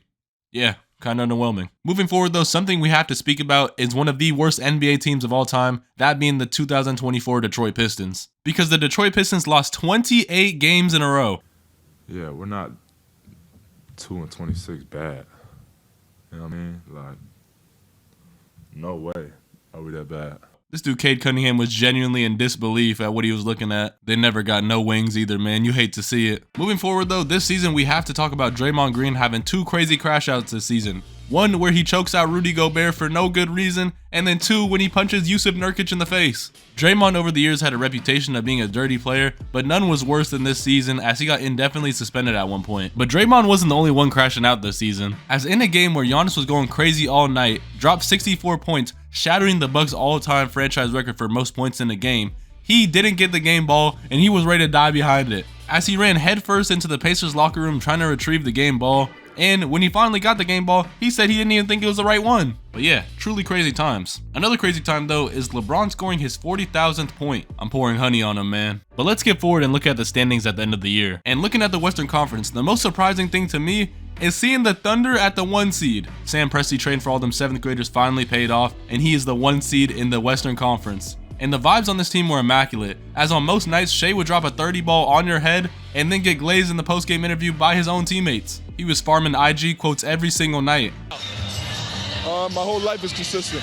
Everything I do. His aura was knocking out his own teammates, man. I ain't never seen nothing like this. Another emerging team though is the Minnesota Timberwolves, as Anthony Edwards took a tremendous leap this season and the team was clicking on all cylinders. And then to go back to the basics, we saw the Nuggets yet again at the top of the conference and Jokic winning his 3rd MVP, and this might have been his best season yet, and that's saying a lot as he's had a lot of great seasons thus far. To round out the awards though, we saw Wembanyama get the Rookie of the Year award, which was highly deserved as he had a monster rookie year and was showing that he was about to be the future face of the league, while Rudy Gobert won yet again another Defensive Player of the Year award. Moving on to the Eastern Conference though, what's really surprising to me is just how much better this Celtics squad was than every other team in this conference. In the Western Conference, teams were fighting for their lives for every single win, while in the East it was just a cakewalk for the Celtics as they were far above every other team, which means now it's playoff time. To start off this year's playoffs, we saw the Boston Celtics easily beat the Miami Heat in a 5-game series, while out west, we saw the Thunder sweep the New Orleans Pelicans. And then we saw the Knicks take a 3-1 lead against the 76ers, which was curtains for that series, and they ended up winning in 6 games. And then the boogeyman came out to haunt the Lakers yet again. As in Game 2 of this Lakers-Nuggets series, Jamal Murray hits the step back over AD for the win, which would then give him a 2-0 series lead, and they would also win Game 3, giving him a 3-0 series lead. Though the Lakers were able to win Game 4 to push the series to another game and give themselves life, until Jamal Murray took that life yet again in Game 5 as he hit another game winner, closing out the Lakers in 5 games. We then saw a series between the Bucks and the Indiana Pacers, and unfortunately Giannis would miss this whole series. But it was fun overall, as Pascal Siakam was going crazy, and in Game 3 we had this crazy Tyrese Halliburton game winner. The Pacers would then go on to win this series in 6 games. We then saw the Minnesota Timberwolves sweep the Phoenix Suns, and Anthony Edwards got a troll KD. And then we saw a series between the Orlando Magic and the Cleveland Cavaliers, and going into Game 5 of this series, it was tied, and Game 5 came down to the wire. And at the very end, Evan Mobley got the game-winning block, which then led the Cleveland Cavaliers to win this series in 7 games. The Mavericks then beat the Clippers in a 6-game series. And to be honest, this Big 3 really disappointed me this series. Moving forward though, it is now the semifinals, and for our first matchup, the Boston Celtics dismantled the Cleveland Cavaliers in a 5-game series. Moving out west though, we saw a very fun series between Shai and Luka, and it went to 6 games. And in that 6 games where the Thunder were down 3-2, their season ended on Shai fouling PJ Washington and PJ Washington hitting 2 free throws. Out east, we then saw a 7-game series versus the Indiana Pacers and the New York Knicks that was truly cinema. Jalen Brunson and Tyrese Halliburton both had fantastic series, but it would come to a close in 7 games as the Indiana Pacers would win. And out west, to keep up the pace, we had another 7-game series between the Minnesota Timberwolves and the Denver Nuggets, and this series was crazy. As this early into Anthony Edwards' career, he was performing crazy and put on a show all series. But going into Game 6, they were down 3-2. But then, in crazy fashion, the Minnesota Timberwolves would absolutely blow out the Denver Nuggets, meaning there was a Game 7. And Jokic's PR team has done everything in their ability to keep this game under wraps. As in this Game 7, the Timberwolves came back down 20 points to win it all, meaning the Timberwolves got their ticket into the conference finals. But they would also get their ticket to Cancun very soon after, as Luka Doncic was going crazy this series. As in Game 1 of this series, the Mavericks would have a narrow win, and Game 2 saw Luka Doncic have a triple-double, including a game winner over Rudy Gobert that was straight saucy. They would then also win Game 3, coming out to a 3-0 series lead, and eventually finish off this Timberwolves squad in 5 games. We then saw the Boston Celtics sweep the Indiana Pacers, but that means the stage for the NBA Finals was now set. It's the Boston Celtics versus the Dallas Mavericks, and this is probably one of the worst finals matchups of the whole video. As although Luka Doncic had a great playoffs, this Celtics team was far too good. Jason Tatum and Jaylen Brown were really an unstoppable duo, and the supporting cast was also great as well, which then led to the Boston Celtics taking a 3-0 series lead and eventually finishing off this Dallas Mavericks squad in 5 games. Meaning your 2024 NBA champions were the Boston Celtics, and Jaylen Brown took home Finals MVP. And the Boston Celtics as a franchise now have 18 championships. But now with the 2024 season in the books, where do I rank it? Alright, the 2024 season was really fun, but the playoffs were kind of uninteresting besides the Western Conference side of the bracket, as in the East, the Boston Celtics kind of just ran through everyone, and then they got to the finals and ran through the Mavericks. But seeing Luka's run this year was really special, so I gotta put it above 2017 in C tier.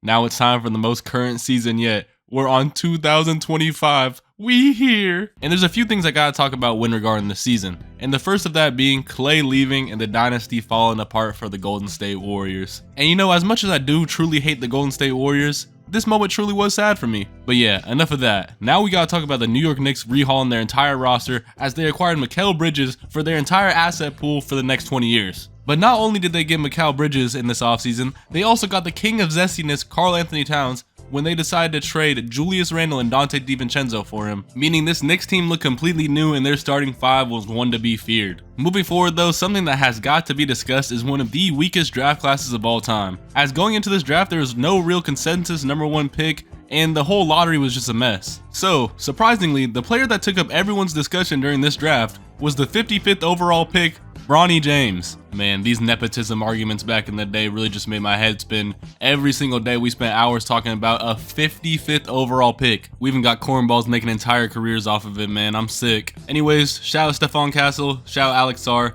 and time for the 2025 NBA season. To start off the NBA season, we had a legend be immortalized in Dwayne Wade as he got his very own statue. And oh my goodness, is it ugly. The next important thing to talk about this season is Jared McCain going crazy for Philly. And the main reason I want to mention this is just because his season got cut early and he should have got Rookie of the Year, but these stretch of games were truly special to watch. Moving forward though, in the in-season tournament, we got to see Damian Lillard collect his first ever piece of hardware, as the Milwaukee Bucks won the in-season tournament and Darvin Ham went back-to-back on in-season tournament championships. Truly one of the greatest coaches of all time. Another important as well as heartwarming moment this season was Anthony Edwards' interaction with the young fan who was fighting cancer. And watching this whole interaction is so heartfelt, but the best part of this interaction overall is the young fan named Luca who gives Anthony Edwards an orange wristband, and Anthony Edwards vows to wear the wristband for the rest of his career. Again, I know I brought it up before, but just to reiterate, childhood cancer is something that happens to many across the whole United States, and it's a fight we're still fighting every day. So if you could, please donate. The charity to St. Jude's will be linked below. Moving forward though, we have to talk about the day that the NBA stopped.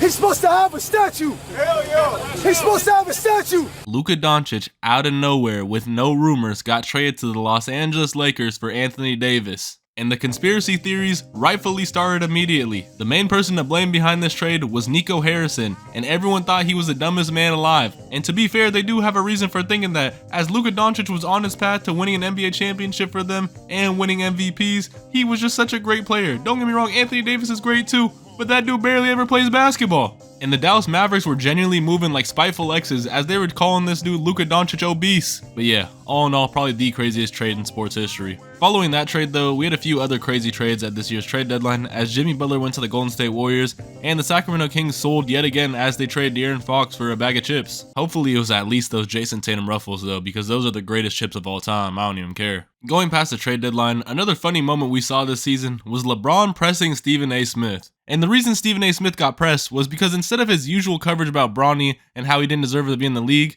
he started talking about how LeBron was a bad father. But anyways, without further ado, it's time to skip forward to the playoffs, and I'm not talking about the play-in this time. But before I do that, I gotta go over these awards. And the first one I gotta talk about is the MVP award, as Shai won his first ever MVP, and he really deserved it, as he led the Thunder to a great record, and overall this was just a great season from Shai. He was efficient, he has hella aura, and he's just tough overall. And Rookie of the Year this year was Stephon Castle, as he had a monster rookie season, and he just had great highlights overall. Watching him was very fun. And then Defensive Player of the Year was Evan Mobley. Now it's time for the playoffs. And for the Eastern Conference, the first round was really boring, as every single top seed in the East took care of business. But the most exciting part was this game winner from Tyrese Haliburton in Game 5. That was a crazy comeback. Out west, the series were a lot more fun though, as we saw a 7-game series between the Clippers and the Denver Nuggets. And in the series, we saw an Aaron Gordon game winner, and we saw a dominant Game 7 performance by the Nuggets to win against the Clippers in 7 games. We also saw the Lakers get fried by Anthony Edwards and the Timberwolves in a 5-game series, and that was just a crazy series overall. Then it felt like I was watching a story that I've seen before, as the Warriors almost choked a 3-1 lead,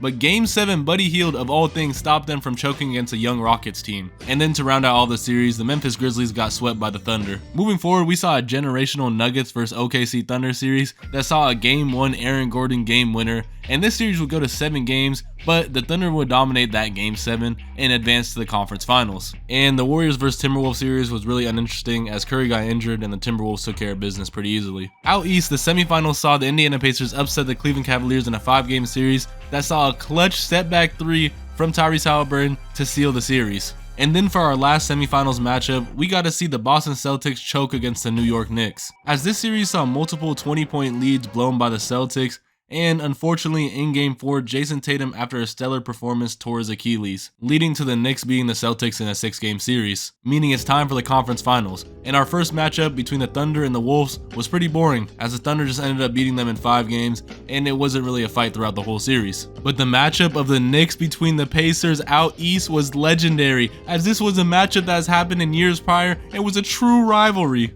I truly think that this Game 1 might have been the greatest game of basketball of all time. Aaron Nesmith turned into a flamethrower down the stretch, and then we saw Tyrese Haliburton hit one of the craziest shots of all time to send the game into OT, and he hits Reggie Miller's iconic choke celebration while Reggie Miller is commentating the game. That is cinema. After the Pacers beat the Knicks in overtime of this Game 1, they then went on to take a 3-1 lead against the Knicks and ended up closing them out in 6 games, which then set up one of the craziest NBA finals of all time. The underdog Indiana Pacers versus the OKC Thunder, who were sure to win it all. And Game 1 of this final saw something we've been seeing all playoffs, as it saw the Indiana Pacers come back in an improbable fashion, winning off a Tyrese Halliburton game winner in the final seconds yet again. The only lead change in that entire finals game was Tyrese Halliburton's game winner. Game 2 saw a quick comeback for Shai and the Thunder, but Game 3 was domination for the Indiana Pacers, giving them a 2-1 series lead. And Game 4 was looking eerily similar to Game 3, as coming down to the wire, the Pacers had the lead, but Shai wasn't having none of that, as he had a clutch performance down the stretch to give the Thunder a win and avoid going down 3-1. The Thunder then won Game 5 in a commanding fashion, and then in Game 6, on their home floor, Indiana blew out OKC to force a Game 7. The best 2 words in sports. Game 7. I don't even want to talk about it.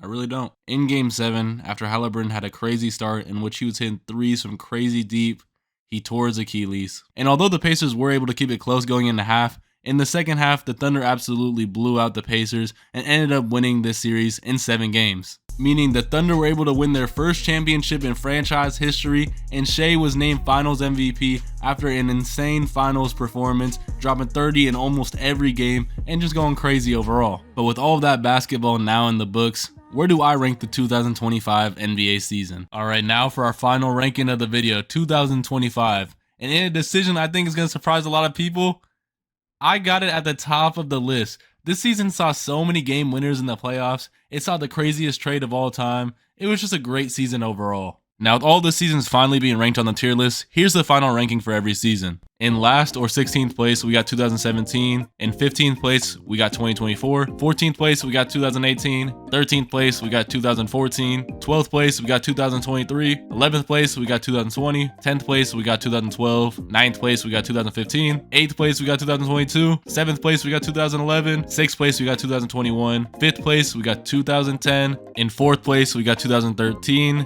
In 3rd place, we got 2019. In 2nd place, we got 2016. And for the best season, we got 2025. But again, this is just my opinion, and you can rate these seasons however you like, and I'd love to hear your ranking in the comments, and I'd love to hear anything I missed about any of these seasons that made it more special to you. Overall, this video is just me talking about something I love, which is basketball and the NBA. And all of these moments are ones that stand out to me, but I know there are a lot of moments that stand out to particular fans of particular things in this league. And that's what makes this league so special, the community around it. But overall, I'd just like to say God bless whoever's listening to this, and be great out there. I know everybody watching this video has dreams or goals they wish to set out and accomplish. And whatever you do, don't let nobody else tell you that you can't do it. And most of all, don't ever let you tell yourself that you can't accomplish something.